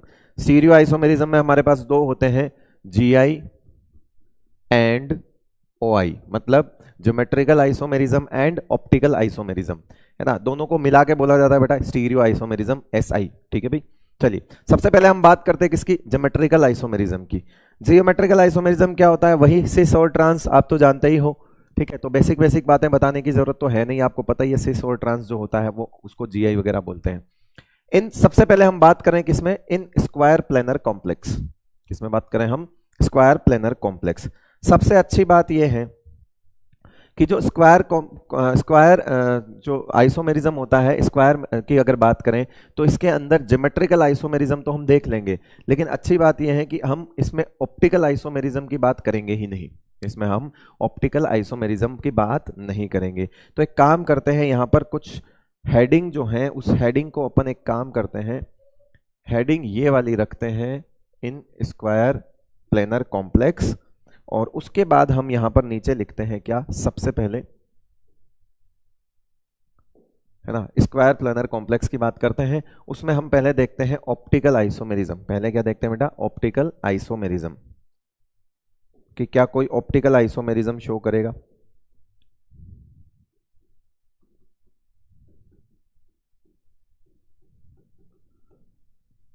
तो आंसर है नहीं, ऑप्टिकल आइसोमेरिज्म इनमें क्या होता है बेटा, ये शो नहीं करते हैं, क्योंकि इसमें POS जो होती है, POS प्रेजेंट होती है। तो अच्छी बात यह है कि जितने स्क्वायर प्लेनर कॉम्प्लेक्स होंगे वो सारे क्या करेंगे, सिर्फ और सिर्फ GI की बात करेंगे हम, उनमें OI की बात नहीं करेंगे। तो यहां पे लग देना नो OI। क्या लिखोगे, मतलब नो OI, ऑप्टिकल आइसोमेरिज्म नहीं होगा। रीजन लिखा हुआ बेटा, और रीजन लिखा हुआ है वो क्या, कि इनमें POS प्रेजेंट होती है। तो पहला पॉइंट तो ये हो गया। अब बात कर लेते हैं ज्योमेट्रिकल आइसोमेरिज्म की। ऑप्टिकल तो खत्म हो गया, तो अब बात करते हैं किसकी, ज्योमेट्रिकल की। ज्योमेट्रिकल आइसोमेरिज्म, ज्योमेट्रिकल आइसोमेरिज्म बात करते हैं किसकी, स्क्वायर प्लेनर कॉम्प्लेक्स में बात करते हैं। तो चलिए पहले स्टार्ट करते हैं क्या, पहले हम सबसे पहले सिंपल सा देख लेते हैं। जो भी मेटल होगा उसके साथ 4 मोनोडेंटेड लिगेंड हो सकते हैं Ma4। उसके बाद उसके पास हो सकता है 3 मोनोडेंटेड लिगेंड अलग और एक अलग Ma3B3, और उसके बाद हो सकता है बेटा Ma2B2 टाइप का भी हो सकता है। यहां पर देखो नो GI, इसमें भी क्या होगा, नो GI। OI तो हम पहले ही मना कर चुके हैं, तो मैं बार बार नहीं लिखूंगा, नो OI नो OI बार बार नहीं लिखूंगा, नो GI। कारण चारों के चारों सेम है, और जब चारों के चारों सेम होंगे बेटा तो ये A ये A ये A, बताओ चारों के चारों जब भी सेम होंगे तो बताओ किसी को भी किधर के सामने ले आओ, कोई पोजीशन जो है वो बदलेगी ही नहीं। मतलब ये कहलाती है सिस और ये कहलाता है क्या, ट्रांस। तो याद रखना कहीं पे भी कुछ भी बदल दो चेंज नहीं होगा। इसके अलावा यहां पर भी आ जाओ, ये भी क्या आएगा बेटा, नो GI। कारण क्या है जरा सोचो, ये M है, ये A है, ये A है, ये A है, और ये क्या है, B है। जरा सोचो यहां पर अगर आप इसको चेंज भी करते हो तो AB पेयर बनेगा, ठीक है, और कौन सा पेयर बनेगा, AA पेयर बनेगा, ठीक है। ट्रांस पेयर लिख रहा हूं मैं यहाँ पे, A के सामने A और A के सामने B, A के सामने B और A के सामने A, दोनों पेयर लिख दिए भाई। अब आप खुद ही इसको चेंज करोगे तो बताओ क्या चेंज कर सकते हो आप, इसको इसके साथ लगा लो और इसको इसके साथ लगा लो, तो बताओ क्या बनेगा, AA और फिर से क्या बन जाएगा, AB। तो ये तो दोनों के दोनों क्या हो गए बेटा, सेम ही तो है, ये दोनों के दोनों तो क्या हो गए, सेम हो गए। तो इसका मतलब है ये क्या करेगा, नो GI, ये भी नहीं देगा। उसके अलावा आता है क्या, Ma2B2। क्या आता है बेटा, Ma2B2 टाइप का कॉम्प्लेक्स अगर है जिसमें 4 मोनोडेंटेड लिगेंड है, 4 क्या है, मोनोडेंटेड लिगेंड है, और 4 में से 2 सेम और 2 अलग हैं, तो बताओ कैसे हो जाएगा ये M। फिर क्या हो जाएगा बेटा, मान लो यहां पर एक बार के लिए मैंने इधर A लगा दिया, इधर B लगा दिया और इधर B लगा दिया, तो ये कैसे टाइप का हो गया बेटा, AB टाइप का ट्रांस हो गया, ये AB टाइप का ट्रांस हो गया। फिर अगर मान लो मैंने ऐसा नहीं और यहां पर क्या कर दिया बेटा, इधर लगा दिया आपको पास B, मतलब A इधर लगा दिया, B इधर लगा लिया, तो ये कैसा बन सकता है बेटा, ये ऐसा बन सकता है क्या, A और फिर ये क्या हो जाएगा बेटा, B। देखो ये बन गया। तो ये किस टाइप का हो गया बेटा, AB, सॉरी ये किस टाइप का हो जाएगा, AA और B टाइप का हो जाएगा। क्या इन दो के अलावा कुछ बन सकता है, क्या इन दो के अलावा कुछ और बन सकता है, तो नहीं बन सकता। तो ये दोनों जो हैं, ये दोनों क्या हो गए हैं, ये हो गए हैं 2GI। क्या हो जाएंगे ये, 2GI। तो यहाँ पे लिख दो 2GI। OI नहीं होगा, अगेन बार बार बोल रहा हूं, ऑप्टिकल आइसोमेरिज्म कोई भी स्क्वायर प्लेनर कॉम्प्लेक्स जो है वो नहीं दिखाएगा, बिकॉज प्लेन ऑफ सिमेट्री हमेशा इनमें प्रेजेंट होगी। नाम में ही प्लेनर है बेटा इसके, अगर नाम में ही प्लेनर है तो आप इससे उम्मीद नहीं कर सकते। ठीक है भाई, ये हो गया आपका एक वाला केस। एक केस और बचता है, वो केस देख लेते हैं, आओ फिर बाइडेंटेट वाला केस देखेंगे। ये देखो यहां पे बहुत इंपॉर्टेंट है, अगर हम चारों के चारों अलग ले लें, ABCD, चारों के चारों क्या ले लें बेटा, अलग ले लें, MABCD। अच्छा ये कितने नंबर का केस है वो देख लो, यहां पर 1 नंबर, ये 2 नंबर, ये 3 नंबर, और यहां पे ये क्या हो जाएगा बेटा, 4 नंबर। चारों के चारों अगर अलग हैं तो फिर कैसे बनेगा, तो देख लेते हैं कैसे बनेगा। देखो ये बनते हैं टोटल कितने, पहले बता देता हूं मैं, 3 GI बनते हैं। कितने GI आएंगे बेटा इसमें, मैक्सिमम 3 GI आएंगे। अभी तक 2 आए हैं, उसके बाद ये तीसरा है, ये चौथा केस है जिसमें GI आए हैं। शुरू के 2 तो 0-0 थे, शुरू के 2 तो 0-0 थे, फिर MA2B2 में 2 GI थे, और MABCD में भी क्या है, 3 GI आएंगे। अब ये 3 GI कैसे बनेंगे, तो वो बहुत आसान है बेटा, कि यहां पर क्या करना है आपको, जरा सोचते जाओ, इसके पेयर बनाते जाओ बेटा। इसके पेयर कैसे बनाओगे, ये M बनाओगे, फिर यहां पर क्या लिखोगे, ये AB, फिर यहां पे क्या लिखोगे, CD। तो इसके पेयर क्या हो जाएगा, AB, और ये क्या हो जाएगा, CD। ये पेयर हो जाएगा, ट्रांस पेयर बोलते हैं बेटा। ट्रांस पोजीशंस को लिखते हैं इस तरह से पेयर में, AB एंड CD। उसके बाद क्या हो सकता है बेटा, इसके बाद क्या हो सकता है, यहां पर क्या चेंजेस आ सकते हैं, जरा सोचो। यहां पर क्या आ सकता है, यहां पर क्या हो सकता है, A यहां पर रहने दो, फिर यहां B और D को बदल दो, इधर D ले आओ, इधर B ले आओ, और यहां पर क्या हो जाएगा, C। अब देखो ये क्या हो जाएगा, AD, और क्या हो जाएगा बेटा, CBC, ABBC, ADBC हो जाएगा। ये बन सकता है एक तो। और क्या पोजीशन बदल सकती है क्या? ए के साथ कौन आ चुका है? ए के साथ बी आ चुका है, ए के साथ डी आ चुका है, अब ए के साथ सी ले लो। जैसे ही आप ए के साथ सी लोगे बचेगा क्या बेटा? बी और डी तो बचेगा। बचेगा क्या? ए बी सी डी है, जिसमें से ए के साथ अगर आप सी लाते हो तो साथ में कौन बचेगा? बी डी बचेगा। तो बना दो इसको। क्या करना है? ए के साथ क्या लाना है? सी लाना है। तो फिर इधर क्या कर दोगे? किधर भी डी लगा दो, उधर बी लगा दो। ये बन गए तीनों के तीनों जीआई। ठीक है भाई, तीनों के तीनों जीआई बन गए इस तरह से। अल्टीमेटली मैं आपको बताता हूं, मैं तो आपको बना बना के दिखा रहा हूं लेकिन बेटा आपसे एग्जाम में ये सब पेयर वेयर नहीं बनवाएंगे। आपको क्या ध्यान रखना है? आपको एक ही चीज ध्यान रखनी है कि भैया कुल मिला के जो है MABCD जो है वो 3 जीआई देगा। कितना जीआई देगा? वो 3 जीआई देगा। याद रखिएगा बेटा इस चीज को। उसके बाद बात करते हैं यूजिंग बाइडेंटेड लिगेंड्स की, है ना, बाइडेंटेड लिगेंड्स की। तो हम मतलब कुल मिला के ये हो गया आपका 1, ये 2 और ये तीसरा वाला जीआई होगा। ये टोटल 3 जीआई आपको यहाँ पे दिख रहे हैं। उसके बाद बात करते हैं बेटा using bidentate ligands. Bidentate ligand, अब बाइडेंटेड में 2 तरह के लिगेंड होते हैं बेटा। बाइडेंटेड में 2 तरह के लिगेंड होते हैं। एक वो जो सिमेट्रिकल हो, सिमेट्रिकल, हालांकि मैं ये पढ़ा चुका हूं। सिमेट्रिकल मतलब डोनर एटम सेम। ठीक है, फॉर एग्जाम्पल के तौर पे लिख सकते हैं हम EN। क्या लिख सकते हैं हम? EN क्या होता है बेटा? ऐसा होता है क्या? EN, है ना, सिमेट्रिकल होता है। अब आ जाओ, अगर हम बात करें A और उसको लिख देते हैं AB, इसको बोलते हैं अनसिमेट्रिकल। क्या बोलेंगे इसको? अनसिमेट्रिकल। इसको क्या बोलेंगे बेटा? डोनर एटम्स जो होते हैं वो क्या होते हैं यहाँ पर? डिफरेंट। क्या होते हैं? डिफरेंट। फॉर एग्जाम्पल यहाँ पे एग्जाम्पल के तौर पे लिख सकते हो GLY नेगेटिव। बहुत कॉमन उठा रहा हूं मैं, हमको पता ही है कि जो EN होता है वो क्या होता है बेटा? CH2 और यहाँ पे क्या हो जाएगा? NH2 और यहाँ पे क्या हो जाएगा? NH2। तो ये कैसा लिगेंड हो जाएगा? ये सिमेट्रिकल हो जाएगा। ठीक है, उसी वाला ऑक्जेलेटो भी सिमेट्रिकल होगा। और यहाँ पर क्या हो जाएगा बेटा? ये आपका यहाँ पे NH2, ठीक है, उसके बाद CH2, उसके बाद C double bond O negative. तो ये क्या हो जाएगा? यहाँ एक लोन पेयर है, एक ये है, तो ये क्या हो जाएगा? GLY नेगेटिव और ये हो जाएगा आपका EN, ये हो जाएगा अनसिमेट्रिकल बाइडेंटेड। अनसिमेट्रिकल बाइडेंटेड का मतलब यहां पर ये दोनों डोनर जो हैं वो अलग अलग है। और सिमेट्रिकल बाइडेंटेड का मतलब क्या है बेटा? सिमेट्रिकल बाइडेंटेड का मतलब ये और ये दोनों के दोनों डोनर क्या है? सेम है। तो कुछ केस बनाते हैं और उस केस से हम समझते हैं। पहला केस बनाएंगे बेटा हम क्या? जब मेटल के साथ AA2, ऑब्वियस सी बात है बाइडेंटेड है तो एक 2 जगह से डोनेट करेगा तो 2 4 जगह से डोनेट करेंगे तो हमारा स्क्वायर प्लेनर तो सेटिस्फाई हो गया। भाई 4 कोऑर्डिनेशन नंबर चाहिए। स्क्वायर प्लेनर का मतलब क्या हो गया? कोऑर्डिनेशन नंबर कितना होना चाहिए? 4 होना चाहिए। यहाँ पे स्क्वायर प्लेनर का मतलब क्या है? यहाँ लिख देता हूं मैं। स्क्वायर प्लेनर का मतलब क्या है? कोऑर्डिनेशन नंबर कितना होना चाहिए बेटा? 4।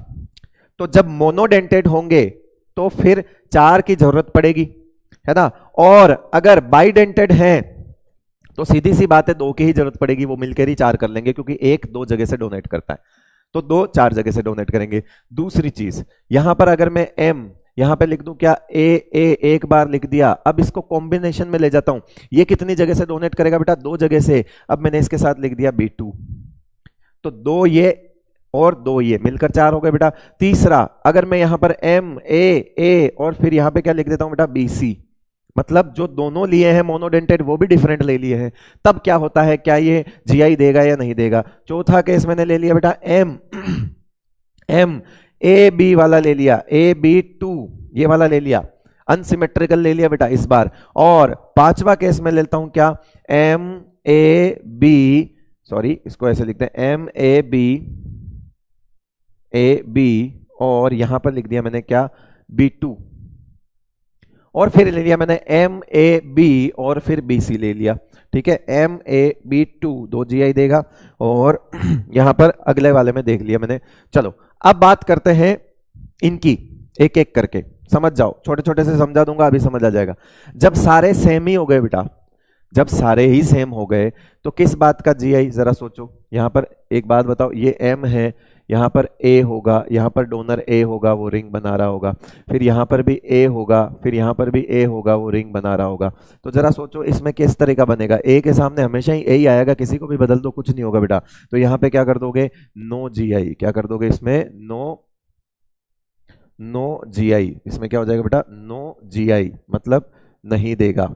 ओके, ओ आई तो देगा ही नहीं क्योंकि स्क्वायर प्लेनर है, तो बात ही खत्म हो गई। उसके बाद यहां पर देखो, इसको देखो बेटा, इसको समझते हैं। ये क्या कह रहा है, ये कह रहा है एम, एक तरफ कह रहा है कि बाइडेंटेड है यानी कि रिंग बनेगी, जो भी बाइडेंटेड हो, ऑब्वियस सी बात है रिंग तो बनेगी, सही, बाइडेंटेड है तो ये रिंग बनेगी। दूसरी तरफ ये कह रहा है बेटा कि B2 यानी एक यहां पर एक यहां पर, और क्या है वो बाइडेंटेड नहीं है तो अलग अलग रखेंगे, रिंग नहीं बनाएंगे। तो बेटा देखो आप खुद ही सोच लो, इसको पलट लो, ए और के सामने बी है, अगर आप बी को नीचे भी ले आओगे, बी को इधर भी ले आओगे, तब भी ए के सामने ए ही रहेगा, मतलब ए के सामने सॉरी बी ही रहेगा। ए बी के अलावा कोई भी पेयर नहीं बन रहा है, तो यहां पर भी क्या आ जाएगा बेटा, नो जी आई, इधर भी नो जी आई होगा, कोई चेंज नहीं, ये ऐसा ही रहेगा, चाहे आप बी की पोजीशन बदल के देख लो, बदल जाएगा। अगला देखो अगला देखो, ये एम, यहां पर क्या आ जाएगा बेटा, ए फिर ए, और इनको जोड़ दो। उसके बाद यहां पर एक बार के लिए बी लिख दिया, एक बार के लिए सी लिख दिया। जरा सोचो, अब ये दिखने में ऐसा लगता है कि ये दे देगा, लेकिन नहीं देगा बेटा। कारण क्या है वो सुनो, ए के सामने अभी बी है, अगर आप चेंज बी कर दोगे तो मतलब इस बी को यहां लाओगे और सी को वहां ले जाओगे, तब भी बेटा ए बी और ए सी पेयर ही बनेंगे। ए के सामने एक जगह सी ही रहेगा और वो भी ऐसा ही रहेगा, तो ये नो जी आई होगा, ये भी क्या होगा बेटा, नो जी आई। चाहे आपको कंफ्यूजन है तो मैं बना के देख लेता हूं, ये लो, ये ए और फिर यहां पर सी और यहां पर बी, अभी भी सेम ही है बेटा, पोजीशन ए के सामने सेम है, तो ये दोनों क्या है, सेम है, ये दोनों क्या है बेटा, सेम, ये सेम है, तो इसका मतलब है ये भी क्या करेगा बेटा, नो जी आई देगा। अब बात करते हैं ये वाला, तो आपको एक तरीका बताता हूं बेटा, आपका काम आसान हो जाएगा, आपको डिफरेंट डिफरेंट पैटर्न याद रखने की जरूरत नहीं है। आप तो इतना ध्यान रखो कि अगर सिमेट्रिकल बाइडेंटेड लिगेंड हुआ, अगर सिमेट्रिकल बाइडेंटेड लिगेंड हुआ, अगर दो है एक है और उनके साथ कुछ भी है, अगर सिमेट्रिकल बाइडेंटेड लिगेंड हुआ तो नो जीआई। सिमेट्रिकल बाइडेंटेड के केस में नो जीआई, सीधा जुगाड़ है बेटा। सिमेट्रिकल के केस में no GI, symmetrical bidentate no GI, याद रखना बेटा, क्योंकि अब आपके ये सारे अलग अलग केस नहीं याद रखने आपको। जब भी सिमेट्रिकल बाइडेंटेड देख दोगे सीधा नो जीआई कर देना, और ओआई तो वैसे ही नहीं देता। तो आपसे कोई भी ऐसा कॉम्प्लेक्स जिसमें क्या हो, ईएन दिया हुआ हो, ऐसा कोई कॉम्प्लेक्स आपके सामने हो जिसमें वो स्क्वायर प्लेनर हो और ईएन दिया हुआ हो, तो फिर ये सब के सब सिमेट्रिकल हो जाएगा। ऑक्जेलेटो दिया हुआ हो वो भी सिमेट्रिकल हो जाएगा, है ना। ईएन हो सकता है, ओएक्स हो सकता है बेटा, ओएक्स ऑक्जेलेटो, है ना, तो वो भी सिमेट्रिकल होता है। तो अब बात आती है अनसिमेट्रिकल की। अनसिमेट्रिकल देखो कैसा, कि यहां पर एम लगा दिया, इसको लगा दिया ए, इसको लगा दिया बी, इनकी रिंग बना दी, फिर उसके बाद लगा दिया ए, उसके बाद लगा दिया बी, उसकी रिंग बना दी। लेकिन इस केस को हम चेंज कर सकते हैं, कैसे, कि ये रहा ए, ये रहा बी, अब इसकी रिंग बना दी, और यहां पर हमने क्या कर दिया, इस बार लगा दिया बी और इधर लगा दिया ए। अब देखो बी ए बी के पेयर बन रहे थे, ए बी के पेयर बन रहे थे। अब क्या कौन से पेयर बन रहे बेटा, ए और बी के पेयर बन रहे हैं। तो क्या ये दोनों के दोनों जीआई हो गए, क्योंकि दोनों डिफरेंट हैं, तो क्या लिखोगे इसमें 2 जीआई। इस वाले केस में पहली बार आया क्या, 2 जीआई। अभी तक सिमेट्रिक मतलब बाइडेंटेड में पहली बार ऐसा आया है कोई केस जिसमें जीआई आया है, वरना ऊपर वाले तो सारे साफ हो चुके थे। अगला वाला ये देखो भाई, इसमें बहुत आसान है, आप समझ जाओगे। ये रहा आपका एम, ये रहा आपका ए, ये रहा आपका बी, और ये रहा आपका बी, और ये रहा आपका बी। यही है भाई, ये दोनों को जोड़ दो क्योंकि ये रिंग बनाएंगे। देखो बी के सामने बी है और ए के सामने भी बी है, बी के सामने बी है और ए के सामने भी बी है। आप चेंज कर लो कोई फर्क नहीं पड़ता, आप चेंज कर लो कोई फर्क नहीं पड़ता। आप बी ओ को चेंज कर लो या इधर इधर किसी को भी चेंज कर लो, ए के सामने बी ही रहेगा और बी के सामने बी ही रहेगा, मतलब चेंज नहीं होगा। तो यहां पर अगर आप करके देखते हो तो भी आप करके देख लो, ये ए हो गया, ये बी हो गया, यहां पर चाहे आप इधर बी लगा लो ऐसे कर लो, उनको तो क्या ही चेंज करोगे, दिखेगा भी नहीं। बी ए कर लो, ये बी कर लो, एक सेकेंड, तो यहाँ बी कर लो, यहाँ ए कर लो, कोई फर्क नहीं पड़ता, अभी भी बी होगा, अभी भी बी होगा। देखो अभी भी ए के सामने बी, उस वक्त भी ए के सामने बी था, तो ये दोनों क्या कहलाते हैं बेटा, ये तो दोनों क्या है, सेम ही है, दोनों क्या है, सेम ही है। मतलब यहां पर क्या लिखेंगे, नो जीआई। यहां पर क्या होगा बेटा, नो जीआई, ये नहीं देगा। अब एक केस और बचता है, और वो केस जो है वो देख लेते हैं। उसमें वैसे एनसीईआरटी में वो गिवन नहीं है इतना ज्यादा, तो फिर भी देख लेते हैं कि अगर एम ए बी, अगर केस जो है वो कौन सा केस है, 6 नंबर केस ले रहा हूं बेटा मैं यहीं पे, ताकि इसी स्लाइड पे समझ आ जाएगा। एम ए बी है और उसके बाद बी सी लिख दिया, तो क्या होगा, अब सोचो जरा।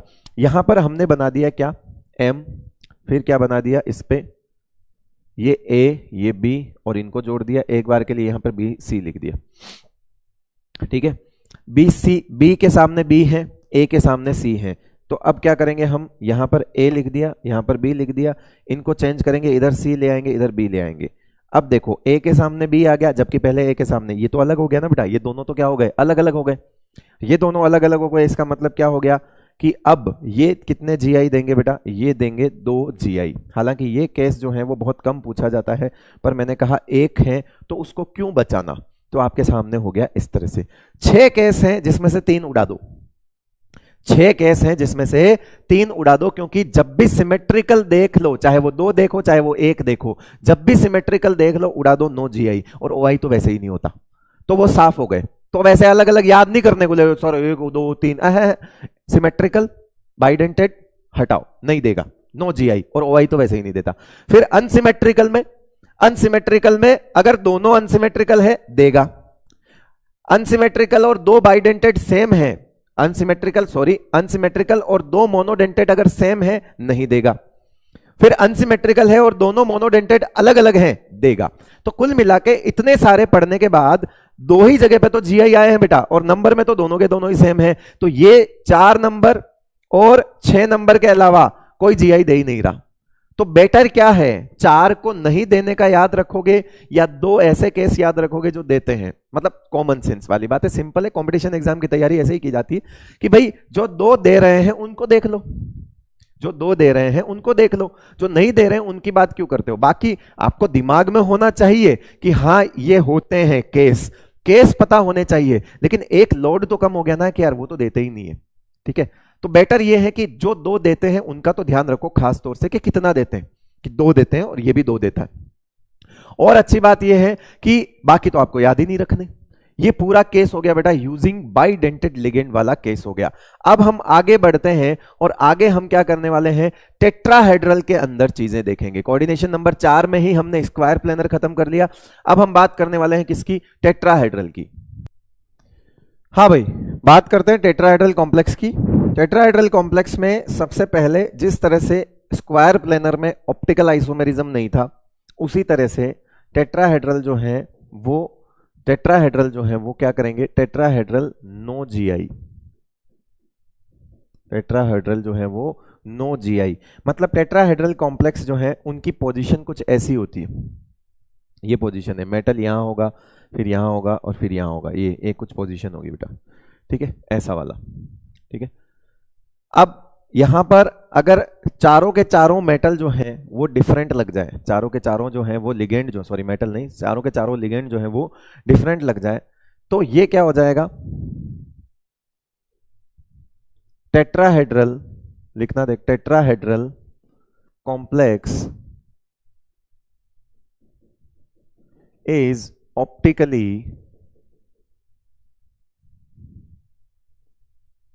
एक्टिव when, पहला केस जो लिगेंड है आपके चारों के चारों लिगेंड जो लगे हुए हैं, चारों के चारों, ठीक है, तो वो क्या हो, डिफरेंट हो। मतलब यहां पर अगर हम बात करें तो ये होना चाहिए L1 L2 L3 और L4, इस तरह से, समझ रहे हो मेरी बात को। तो पहला केस यहां होना चाहिए कि M जो है वो किरल होगा, कब होगा, जब L1 L2 L3 और L4 are different. All are different, पहला। दूसरा केस कब एक्टिव होगा? जब बाइडेंटेट वाला केस है, जब बाइडेंटेट लिगेंड हो और जब ये कैसा हो, MAB2 टाइप का हो, तो उस केस में भी क्या हो जाएगा, ये स्टार हो जाएगा। मतलब बाइडेंटेट, मोनोडेंटेट में तो चारों अलग होने चाहिए, मोनोडेंटेट में चारों अलग होना चाहिए, बाइडेंटेट में कैसा होना चाहिए बेटा, बाइडेंटेट में ये दोनों अलग होने चाहिए। ठीक है, तो ये ऑप्टिकली एक्टिव जो है वो नहीं होगा, अब सॉरी ऑप्टिकली एक्टिव होगा, है ना। ये सब हम ऑप्टिकली एक्टिव देख रहे हैं। अगर दो में इनमें से कोई भी रिपीट हो गया, सब अलग अलग होने चाहिए, तभी ये कैसा होगा बेटा, कायरल होगा। और जब ये कायरल होगा तो कार्बन, आप जानते हो ना, टेट्राहेड्रल कार्बन जो है वो कायरल होना चाहिए ऑप्टिकली एक्टिव के लिए। ठीक है, और दूसरे केस में अगर यहां पर जो इमेज है, जो इमेज बनेगी वो क्या होनी चाहिए, वो सुपर इम्पोजेबल नहीं होनी चाहिए। ठीक है, तभी उसको क्या बोलेंगे अपन, ऑप्टिकली एक्टिव बोलेंगे। हाँ जी, चलिए आगे बढ़ते हैं। बता रहा था मैं कि दो ही केस हैं जिसमें हम लोग क्या करेंगे, टेट्राहेड्रल के ऑप्टिकली एक्टिविटी की बात करेंगे या ऑप्टिकली एक्टिव होने की बात करेंगे। फर्स्ट वन इज जब सारे के सारे मोनोडेंटेड लिगेंड अगर हो, जब सारे के सारे मोनोडेंटेड लिगेंड हो और सारे क्या हो बेटा, सेम हो, तो उस केस में भी क्या हो जाएगा, सेंट्रल जो मेटल है वो क्या हो जाएगा, कायरल हो जाएगा, या किरल बोल, जैसा भी आप बोलते हो, किरल कायरल जो भी हो जाएगा। ठीक है, दूसरा नंबर पे अगर दो अनसिमेट्रिकल बाइडेंटेड लिगेंड जुड़े हुए हैं, अनसिमेट्रिकल बाइडेंटेड लिगेंड का मतलब क्या हो गया, दोनों का डोनर एटम जो है वो अलग अलग है। खास तौर से इस बात का ध्यान रखिएगा। अब एक जुगाड़ जो है वो ध्यान रखो, और वो जुगाड़ क्या कहता है वो ध्यान रखो, वो आपको हेल्प करेगा कि पीटी, प्लेटिनम और palladium complexes with coordination number 4, है ना, platinum palladium with coordination number 4, all ये कॉम्प्लेक्स जो होंगे विथ, या इसको ऐसे समझ लीजिए, ऐसे करें, platinum palladium complexes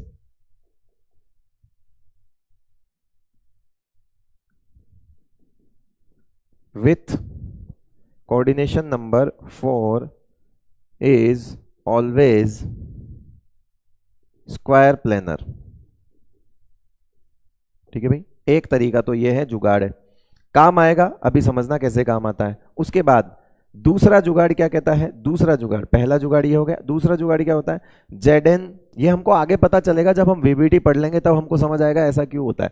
Zn CD और Hg विथ कॉम्प्लेक्सेस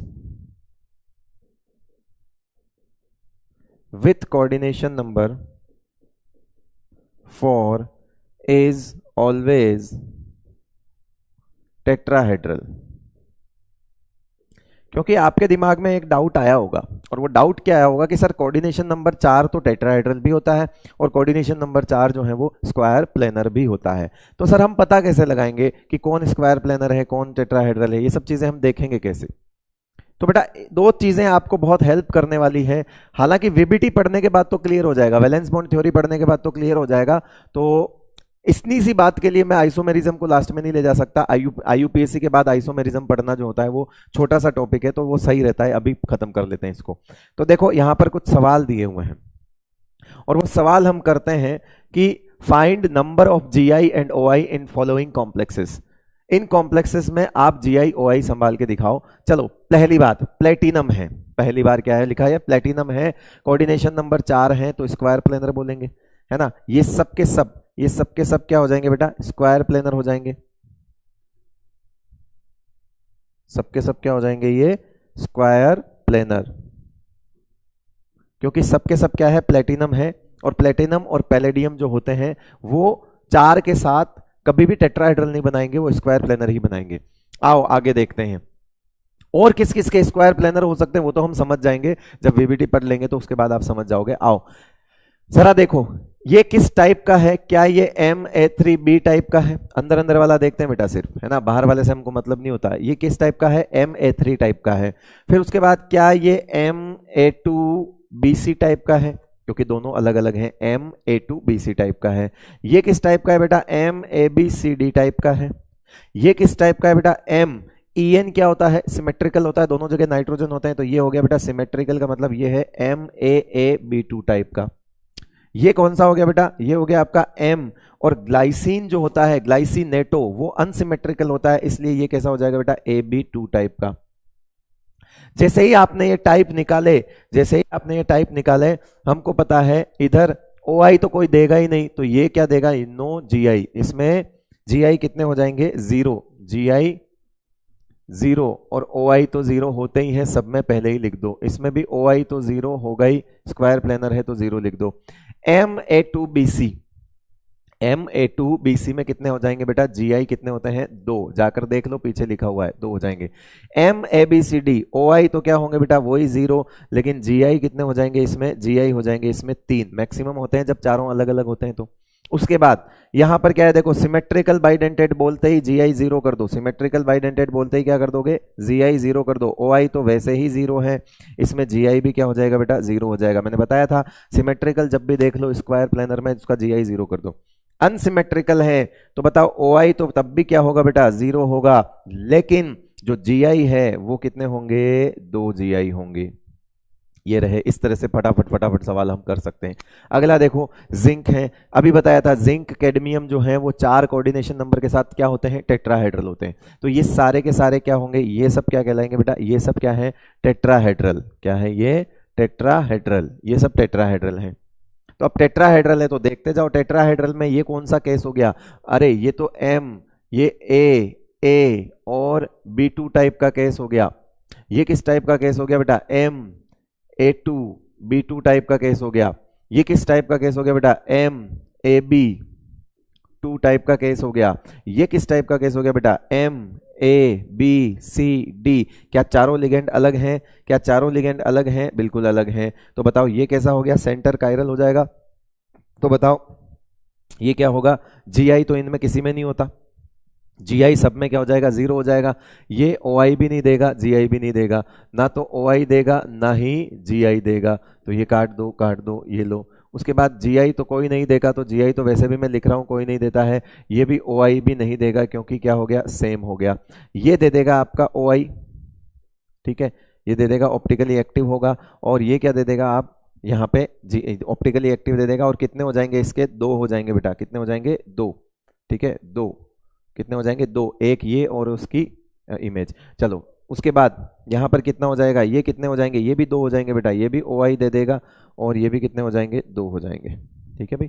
तो ये 2 2 OI दोनों के दोनों वाले लास्ट वाले केस जो हैं वो ऑप्टिकली, हाँ जी। अच्छा आपसे इसमें SI पूछ ले तो SI का मतलब क्या होता है, GI प्लस OI दोनों काउंट करने होते हैं बेटा। SI में क्या होता है, स्टीरियो आइसोमेरिज्म में GI और OI देने। तो इसमें SI कितना हो जाएगा, इसमें 0, इसमें 2 ही होंगे, इसमें 3 होंगे और इसमें 2 होंगे, ठीक है। इधर में ये 2 SI होंगे और ये सर भी 2 SI होंगे, क्योंकि ऑक्टाहेड्रल में जाकर हम क्या करेंगे कि कुछ जियोमेट्रिकल आइसोमेरिज्म ऐसे होंगे ऑक्टाहेड्रल में जो ऑप्टिकली एक्टिव होंगे, तो वो अलग केस है, वो हम आगे जाकर देखेंगे। तो हम अब आगे पढ़ेंगे क्या, ऑक्टाहेड्रल कॉम्प्लेक्सेस की बात करेंगे। ऑक्टाहेड्रल में बहुत सारे केस बन सकते हैं, लेकिन मैं सारे केस बता भी दूंगा, लेकिन जो NCERT में और नीट लेवल पर हैं वो केस जो हैं वो हम अलग से पहले स्टार्टिंग में देख लेंगे। बाकी सिर्फ आपको नंबर ध्यान रखने होंगे, तो आप नंबर से काम चला लेना, ठीक है भाई। चलिए तो आगे बढ़ते हैं, ऑक्टाहेड्रल कॉम्प्लेक्स देख लेते हैं। चलिए तो देख लेते हैं हम ऑक्टाहेड्रल वाला केस जिसकी मैं बात कर रहा था। आइए, एग्जाम के हिसाब से जो है ज्यादा इंपॉर्टेंट होता है ऑक्टाहेड्रल। ऑक्टाहेड्रल सबको पता है बेटा, ऑक्टाहेड्रल क्या होता है। देखिए सबसे पहले ऑक्टाहेड्रल के बारे में जान लेते हैं, ऑक्टाहेड्रल कैसा होता है। हाँ यहां पर एक चीज लिख लेता हूं, ऑक्टाहेड्रल में ऐसा नहीं है कि ये GI नहीं देगा, ये OI नहीं देगा। Octahedral can give both GI and OI, है ना, दीज कैन गिव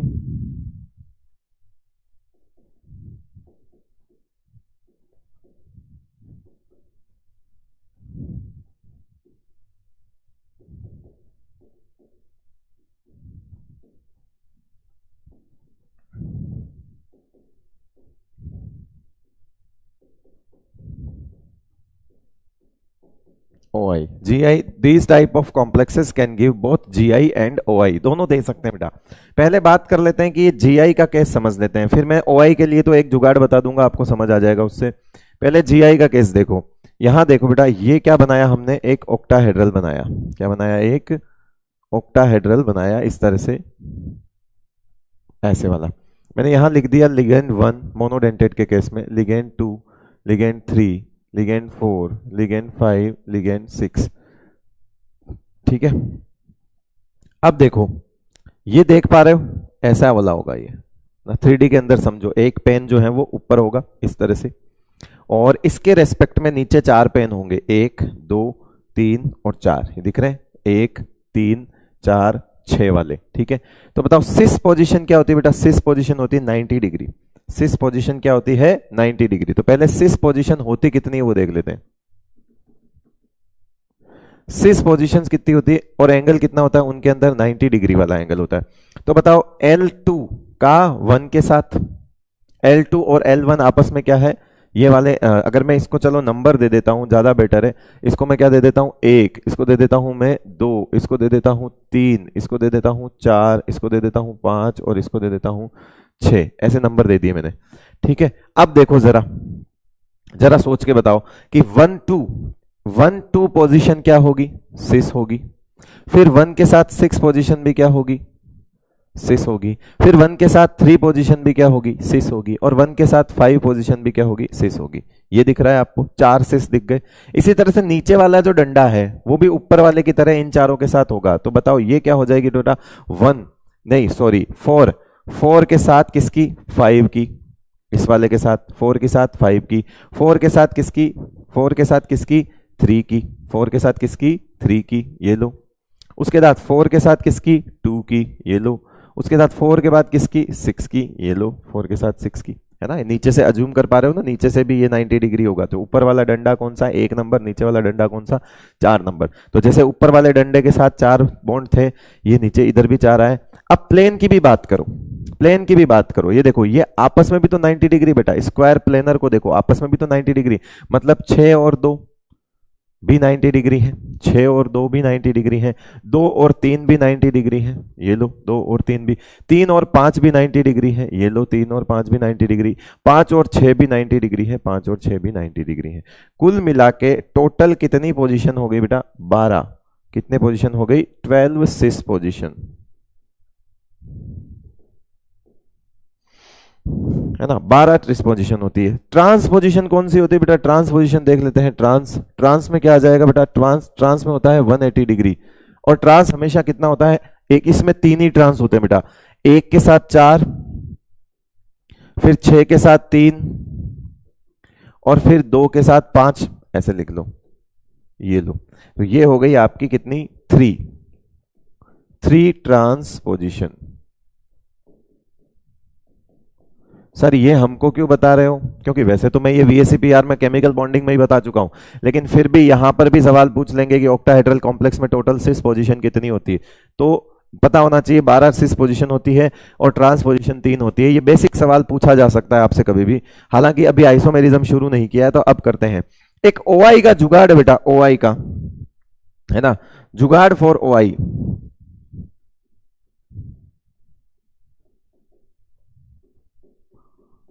OI का जुगाड़ क्या है वो सुनिए। आप क्या करते हो, POS VOS लगाओगे, करोगे, वो सब करोगे, लेकिन आपको वो सब नहीं करना है POS वगैरह लगा के। आपको सिर्फ एक दिमाग ध्यान रखना है, in case of monodentate ligand, है ना, in case of monodentate ligand, है ना। अब देखो इसको, चलो in case of monodentate ligand बाद में देखेंगे। अभी देखो यहां पर अगर अगर इस तरह से कितनी पोजीशन है, ट्रांस पोजीशन कितनी है, 3 ट्रांस पोजीशन है।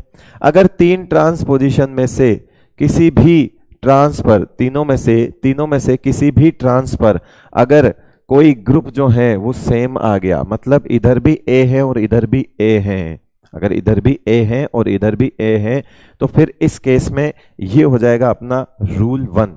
क्या हो जाएगा ये, रूल 1। मतलब रूल 1 क्या कहता है, इफ, रूल 1 कहता है इफ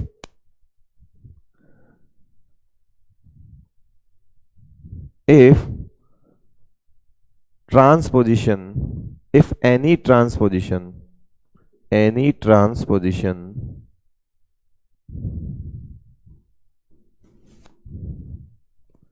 इस, या इसे लिख दे, if any trans have same group, if any trans have same group on, तो ये क्या होगा, इसमें पीओएस जो आए वो प्रेजेंट होगी और ये कैसा हो जाएगा बेटा, ऑप्टिकली इनएक्टिव हो जाएगा।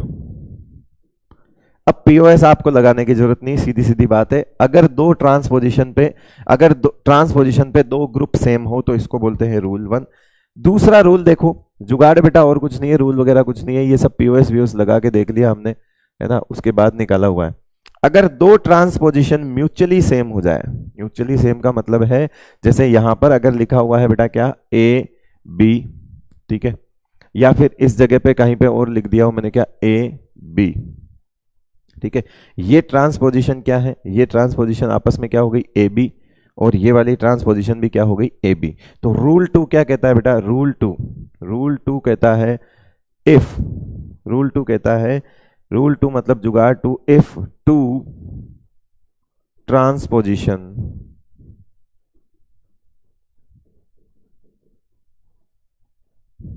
Are mutually same, then POS इसमें भी क्या होगी, प्रेजेंट होगी, और ये भी कैसा हो जाएगा बेटा, ऑप्टिकली इनएक्टिव हो जाएगा। ऑप्टिकली कैसा हो जाएगा, ये इनएक्टिव हो जाएगा। जैसे फॉर एग्जाम्पल देख लेते हैं हम, एग्जाम्पल के तौर पर देख लेते हैं बेटा, क्या आगे देखते हैं एग्जाम्पल। जैसे मैंने यहां पर कुछ कॉम्प्लेक्स बनाया, ये रहा कोबाल्ट, मान लीजिए यहां बनाया मैंने NH3, यहां बनाया मैंने NH3, उसके बाद मैंने बना दिया क्या, Cl, इसके बाद बना दिया Br, और इसके बाद बना दिया मैंने क्या यहाँ पर PH3, और यहां बना दिया मैंने क्या, Cl, ठीक है। उसके बाद मैंने बना दिया यहाँ पे कोबाल्ट, यहाँ पे बना दिया Cl, यहाँ बना दिया Br, यहाँ बना दिया PH, यहाँ पे PH3, NH3, और यहाँ पर भी बना दिया मैंने क्या, Br, ठीक है भाई। और तीसरी कंडीशन में मैंने बना दिया क्या, तीसरी कंडीशन में मैंने बना दिया यहाँ पर NH3 Br, ठीक है, फिर बना दिया NH3 Br, और यहां बना दिया मैंने Cl, और ये बना दिया आपका PH3। यहां तीसरी कंडीशन में बना दिया मैंने यहाँ पे कोबाल्ट, ठीक है, यहां लगा दिया Cl, यहां लगा दिया Br, यहां लगा दिया PH3, यहां लगा दिया NH3, यहां लगा दिया क्या यहां लगा दिया आपका, मान लीजिए कोई भी ग्रुप ले लीजिए इस तरह से, और ये बन जाएगा आपका, इधर लगा दिया मैंने मान लीजिए Br, और ये बना दिया मैंने क्या, NH3। ये देखो बेटा Br NH3। अब देखो जरा कौन एक्टिव है कौन इनएक्टिव है, सोच के बताना। रूल 1 किस में लग रहा है, रूल 2 किस में लग रहा है, ये देखेंगे हम। यहां देखिए बेटा NH3 NH3 NH3 NH3, क्या यहां पे रूल 1 लग गया, रूल 1 लग गया, ऑप्टिकली क्या बोल दोगे, इनएक्टिव। क्या लग गया, ये ऑप्टिकली इनएक्टिव लग गया।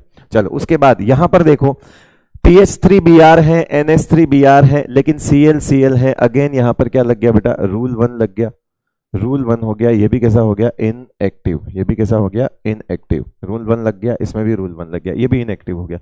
दूसरा यहां पर देखो PH3Cl, ठीक है, कोई दिक्कत नहीं है, NH3 Br, ये भी ठीक है, NH3 Br, दो ट्रांसपोजिशन सेम हो गए बेटा, NH3 Br आपस में सेम हो गए, मतलब ये वाली पोजीशन और ये वाली पोजीशन बना ही लेता हूं, ये वाली पोजीशन और ये वाली पोजीशन सेम हो गई, मतलब यहां लग गया बेटा रूल 2, और रूल 2 की वजह से भी क्या हो गया, ये इनएक्टिव हो गया, रूल 2 की वजह से भी क्या हो गया, ये इनएक्टिव हो गया। यहां आओ इस वाले कॉम्प्लेक्स में देखते हैं, इस वाले कॉम्प्लेक्स में देख के बताओ जरा, NH3 Br, ठीक है, PH3 NH3 अलग है, और Br Cl अलग है, सब कुछ अलग है, ना रूल 1 लग रहा है ना रूल 2 लग रहा है, मतलब ना तो रूल 1 लग रहा है, ठीक है, और ना ही रूल 2 लग रहा है। इसका मतलब है ये कैसा हो जाएगा बेटा, एक्टिव। तो ये 4 में से सिर्फ ये लास्ट वाला क्या हो जाएगा, ऑप्टिकली एक्टिव हो जाएगा। क्या आपको ये तरीका पसंद आया? अगर आप रूल 1 रूल 2 का ध्यान में रख लोगे तो आप आसानी से ऑप्टिकली एक्टिव इनएक्टिव बता सकते हो। ये तरीका होता है बेटा, जुगाड़ है ये किसका, ऑप्टिकली एक्टिव का, जुगाड़ फॉर ओआई। रूल 1 रूल 2, बस आपको पीओएस वगैरह नहीं लगाना, परेशान नहीं होना है फालतू में पीओएस वीओएस लगा के परेशान हो रहे हो, कोई टेंशन लेने वाली बात नहीं है, ठीक है। आप खाली ये चीज देख लीजिए बस, ये कि या तो, वापस मेरे साथ बोलो, या तो दो ट्रांस आपस में सेम हो, या तो दो ट्रांस आपस में सेम हो, या एक ट्रांस पर दो ग्रुप सेम हो। क्या बोला मैंने, या तो दो ट्रांस आपस में सेम हो या एक ट्रांस पे दो ग्रुप सेम हो। दोनों केस में क्या हो जाएगा बेटा, यहां पर ओआई जो है वो ऑप्टिकली जो है वो इनएक्टिव होंगे। जुगाड़ फॉर ओआई मतलब ऑप्टिकल आइसोमेरिज्म, है ना, ऑप्टिकल आइसोमेरिज्म पूरा लिख दो इसको।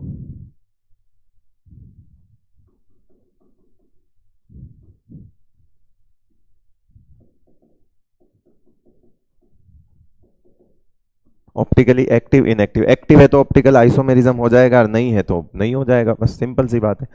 आओ बेटा, अब बढ़ते हैं हम जीआई की तरफ, एक एक केस लेते हैं, डिफरेंट केस लेते हैं बेटा, और डिफरेंट केस में हम देखते हैं क्या क्या होने वाला है हमारे पास। चलिए, पहली चीज मैं यहां पर केस पहले ही लिख रहा हूं,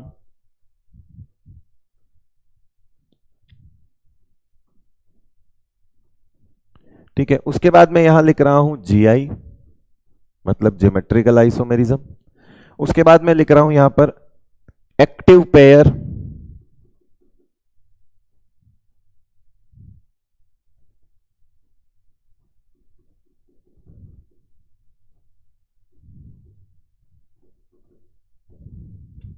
ऑप्टिकली एक्टिव कितने पेयर हैं उस जीआई में से, है ना, ऑप्टिकली एक्टिव कितने हैं वो देख लेंगे।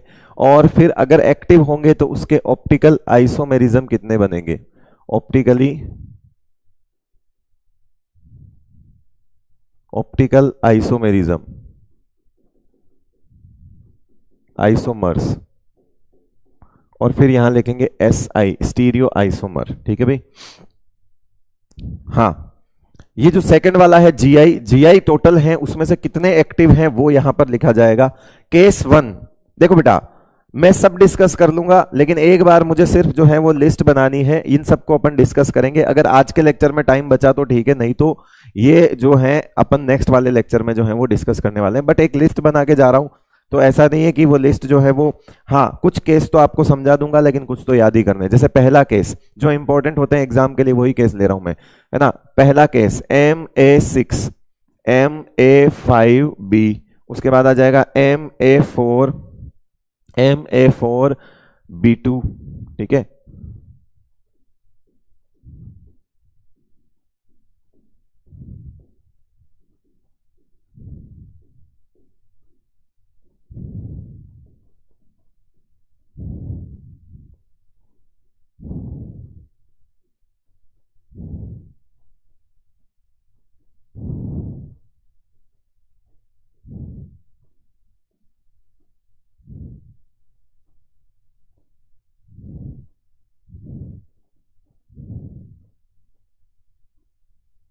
चलिए MA2BC, MA2B2CD, ठीक है। और अब जो केस आएगा, एक्चुअली जगह बची नहीं है तो कैसे क्या करें, एक बार फिर से इसको लिख लेता हूँ, थोड़ा सा पास पास लिख लेता हूँ, रुक जाओ, जगह नहीं बची यार, रुक जाओ। एक ही पर लाना चाह रहा हूँ मैं इनको।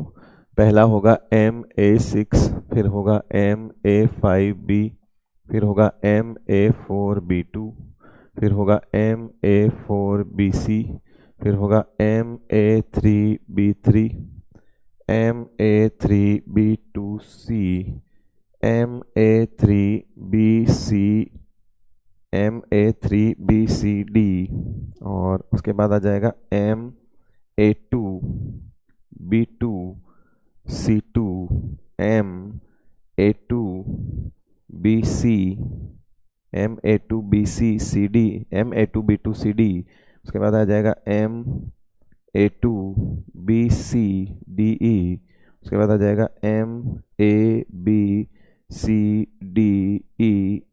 ये कैसे हो जाएंगे, ये वाले केस हो जाएंगे भाई। इतने सारे केस जो हैं वो बन सकते हैं।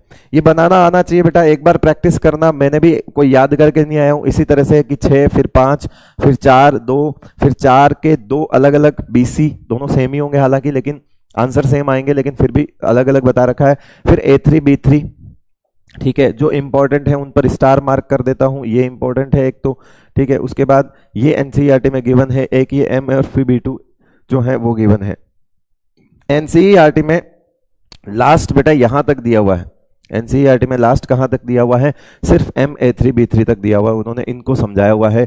इससे आगे के केस उन्होंने ले नहीं रखे, है ना, और इनसे आगे के केस जो है वो उन्होंने ले नहीं रखे। खैर कोई बात नहीं, अपन उसमें भी समझ लेंगे कुछ चीजें।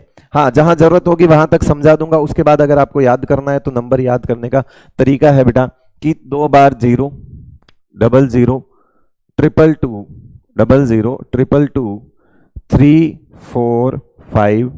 याद रखने का तरीका क्या है? 0 0 2 2 3 4 5, ठीक है। और उसके बाद 6B, है ना, उसके बाद 9B, और 9 और 6 कितने होते हैं बेटा? 15 होते हैं। याद करने का तरीका मेरे साथ बोलो वापस।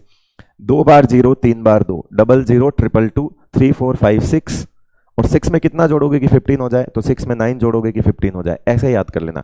वापस बोल दो बेटा, 0 0 2 2 0 0 2 2। ये मैं क्यों करवा रहा हूं?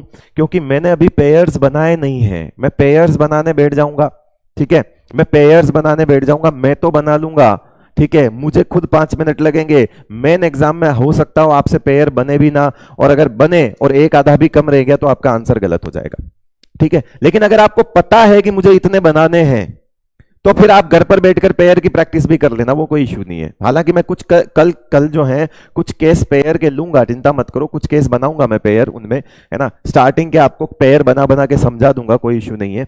लेकिन बात यह है कि आपको अभी जो है वो इतना दिमाग नहीं लगाना है। बस अभी आपको क्या करना है, ये गिनती कैसे याद रखनी बेटा, ये सोचो। 0 0 2 2 3 4 5 6, ये दो है ना, 0 0 2 2 3 4 5 6, और 9 और 6 15 होते हैं। बस इतना ध्यान रखना बेटा।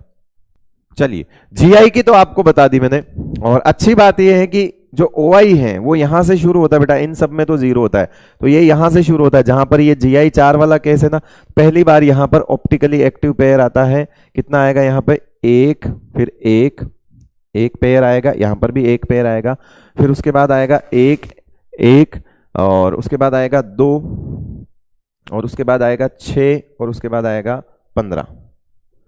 मतलब कि मान के चलो, ये कहने का मतलब है, इसके कहने का मतलब क्या है वो समझना बेटा। ये सब 0 कर दो, है ना, कोई दिक्कत वाली बात नहीं, इनमें कभी भी ऑप्टिकली एक्टिव जो है वो नहीं होगा। अब ये कहने का मतलब ये है कि जो 4 GI हैं उनमें से एक एक्टिव है। अब बेटा अगर वो एक एक्टिव है तो उसकी मिरर इमेज बनेगी, तो इसका मतलब है यहां पर ऑप्टिकली आइसोमेरिज्म, तो ऑप्टिकल आइसोमर कितने हो जाएंगे? जो वो एक होगा वो खुद, और फिर उसका एक मिरर इमेज, तो टोटल ऑप्टिकली आइसोमर कितने हो जाएंगे? 2 हो जाएंगे। उसी तरह से यहां पर फिर से 1 है, तो यहां पर भी ऑप्टिकल आइसोमर कितने हो जाएंगे? 2 हो जाएंगे। यहां 2 एक्टिव है तो 2 की मिरर इमेज बनेगी, तो टोटल कितने हो जाएंगे बेटा? 4। यहां 6 हैं तो कितने हो जाएंगे? 12। यहां 15 के 15 ही एक्टिव हैं, जितने GI हैं सबके सब एक्टिव हैं, और अगर सबके सब एक्टिव हैं तो बताओ कितने हो जाएंगे यहां पे ऑप्टिकल आइसोमर? 30 ये हो जाएंगे आपके ऑप्टिकल आइसोमर, ठीक है। अब बात यह है कि सर SI कैसे देखते हैं? तो ये तो आपको पता ही है बेटा, SI जो होता है वो GI प्लस OI होता है। SI क्या होता है बेटा? GI plus OI। तो OI जो है वो इसको ऐसे नहीं जोड़ने हैं, ये तो क्या हो गए, उसकी मिरर इमेज जो है वो मिलकर लिख देगी। अगर आपसे टोटल OI पूछे तो फिर आपको सारे बनाने पड़ेंगे। मतलब OI तो उसको भी बोलोगे जो उसकी मिरर इमेज है, उसको भी बोलोगे, एक्टिव को थोड़ी बोल दोगे। ये तो एक्टिव पेयर है, एक्टिव पेयर अपनी मिरर इमेज भी तो बनाएगा। तो इसमें OI पूछेगा आपको, इस वाले केस में ऑप्टिकल आइसोमेरिज्म, ऑप्टिकल आइसोमर्स पूछेगा तो आप 1 नहीं बताओगे, आप 2 बोलोगे। इस वाले केस में अगर आपसे GI पूछेगा तो कितने बताओगे? आप 4 बताओगे। लेकिन आपको SI पूछेगा तो SI में क्या आता है बेटा? SI में आता है ज्योमेट्रिकल आइसोमर और वो जो आपका क्या बोलते हैं ऑप्टिकल आइसोमर है वो मिलकर। तो आप खुद सोचो, यहां पर ये जो है इसको हमने GI में काउंट कर लिया, क्योंकि तभी तो इसको बोला 4 में से 1 एक्टिव है। क्या बोला उसको?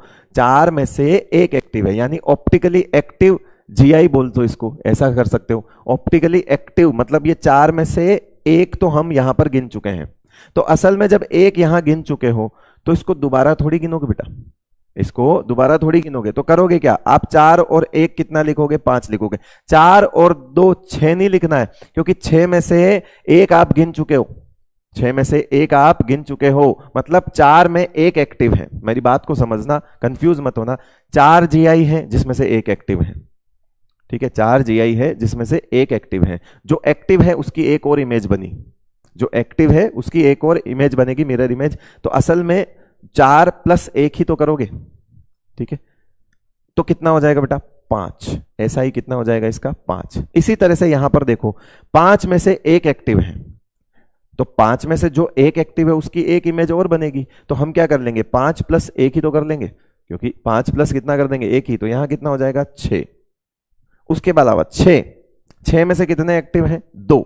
6 में से कितने एक्टिव हैं, 2 एक्टिव हैं। अगर 6 में से 2 एक्टिव हैं तो इसका मतलब कितना हो गया, टोटल कितने हो जाएंगे, जरा सोच के बताओ, बताओ बताओ, जल्दी बताओ, बताओ भाई।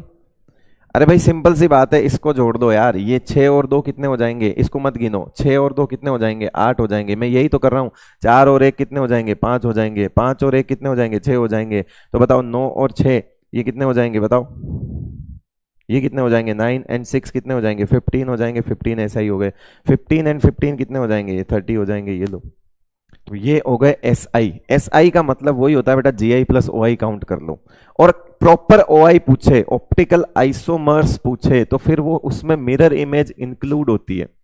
और फिर क्या मिरर इमेज की, भाई जो एक्टिव पेयर है, जो एक्टिव आया है उसकी मिरर इमेज भी तो होगी, तो फिर उसको डबल कर दो। ये सारे क्या है, मिरर इमेज वाला केस है, ये सारे मिरर इमेज वाले केस हैं, ठीक है। तो ज्यादातर तो आपको ये पूछे जाएंगे कि कितने जीआई हैं, मैक्सिमम केस तो जीआई पूछेगा। जीआई में से एक्टिव कितने हैं, तो एक्टिव ये रहा 1, ये रहा 1, ये रहा 2, ये रहा 6 और ये रहा 15।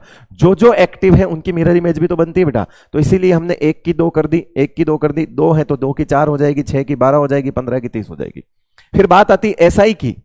तो स्टीरियो आइसोमर में अब आपके पास, आप समझो खुद को, आपने इनको डबल करके लिखा है, यहां पे आपने इनको डबल करके लिखा है, लेकिन बात तो वही है, कंपाउंड तो सेम ही रहेगा, मिरर इमेज थोड़ी काउंट करोगे उसके अंदर। तो बात यही है कि फिर आप इतना देख लो कि 4 में से 1, 4 और 1 कितने हो जाएंगे, 5 हो जाएंगे। ओ आई प्लस जी आई। ऑप्टिकल आइसोमर कौन है, ऑप्टिकली एक्टिव कौन है, तो ये है, ये ऑप्टिकली एक्टिव है ना। और ये टोटल ऑप्टिकली एक्टिव कितने हो गए, ये हो गए। ये सारे क्या हो जाएंगे, इनके अलावा। अब मतलब आपसे पूछा जाए कि 4 हैं, तो 4 में से 3 ऑप्टिकली इनएक्टिव हो गए और 1 ऑप्टिकली एक्टिव हो गया, ऐसे समझते हैं। टोटल 4 हैं, 4 में से कितना है, 1 ऑप्टिकली एक्टिव है, मतलब इसमें 3 ऐसे होंगे जो ऑप्टिकली इनएक्टिव होंगे। फिर यहां पर आपसे पूछेगा कि 5 में से 1 एक्टिव है, तो मतलब 4 इनएक्टिव हो गए। 6 में से 2 एक्टिव है, मतलब 4 इनएक्टिव हो गए। 9 में से 6 एक्टिव है, मतलब 3 इनएक्टिव हो गए। 15 में से 15 के 15 ही एक्टिव है, मतलब कोई भी इनएक्टिव नहीं है। ऐसे देखते हैं बेटा। आई होप आपको ये चीज जो है वो समझ आई होगी, ठीक है ना, समझ आई होगी। अब ये मैं लिस्ट देकर जा रहा हूं बेटा, लेकिन यूं समझिए कि अभी खत्म नहीं हुआ है ये, है ना, क्योंकि मेरे को लगा था कि शायद थोड़ा जल्दी में खत्म हो जाएगा, लेकिन पॉसिबल नहीं है। तो हम लोग क्या करने वाले हैं, हम लोग जो है वो अगले वाले में समझ के करेंगे। ये जो लिस्ट है, ये जो लिस्ट है, अगली वाले में मैं फिर से कैरी फॉरवर्ड कर दूंगा, है ना। ये लिस्ट जो है मैं आगे फिर से कैरी फॉरवर्ड कर लूंगा, एक बार फिर से ले आऊंगा। आपको इसको देख के अभी चिंता करने वाली बात नहीं है, जितना समझाया है उतना तो मेरे ख्याल से समझ में आ ही गया होगा, ठीक है भाई। तो इसकी टेंशन अभी ना लें, अभी ना लें इसकी टेंशन। ये आगे हम अभी पढ़ा नहीं है, इसको हमने खत्म नहीं किया है, याद रखना है। अभी इसको हमने क्या कि नहीं किया है, खत्म नहीं किया है भाई, इसको खत्म नहीं किया है हमने।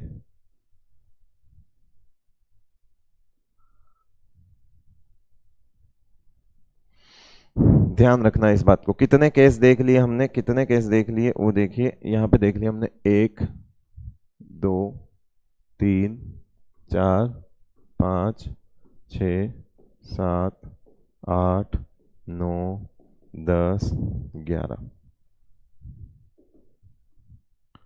चलिए, ये कुछ केसेस जो हैं वो मैंने बताए थे, और आज के लेक्चर को हम यहीं ख़त्म करते हैं। स्टार्ट किया था हमने, लेकिन जो है वो हम नहीं कर पाए। और यहाँ पे क्या लिखा हुआ है, चलिए देखते हैं। आगे देखेंगे। कुछ सवाल अगर चाहो तो कर सकते हैं, कुछ सवाल तो कर ही सकते हैं, लेकिन अभी भी नहीं हो पाएंगे।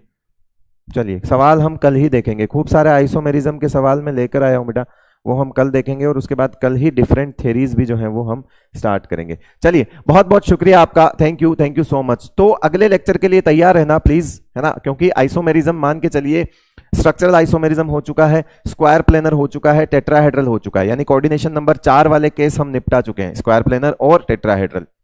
उसके बाद बचता है ऑक्टाहेड्रल। ऑक्टाहेड्रल की आज शुरुआत मैंने कर दी है, ठीक है, और कल के लेक्चर में हम ऑक्टाहेड्रल को फिनिश भी करेंगे, वर्नर की थ्योरी भी पढ़ेंगे और वीबीटी भी हो सकता हम खत्म कर देंगे कल वाले लेक्चर में। चलिए बहुत बहुत शुक्रिया आपका, थैंक यू सो मच।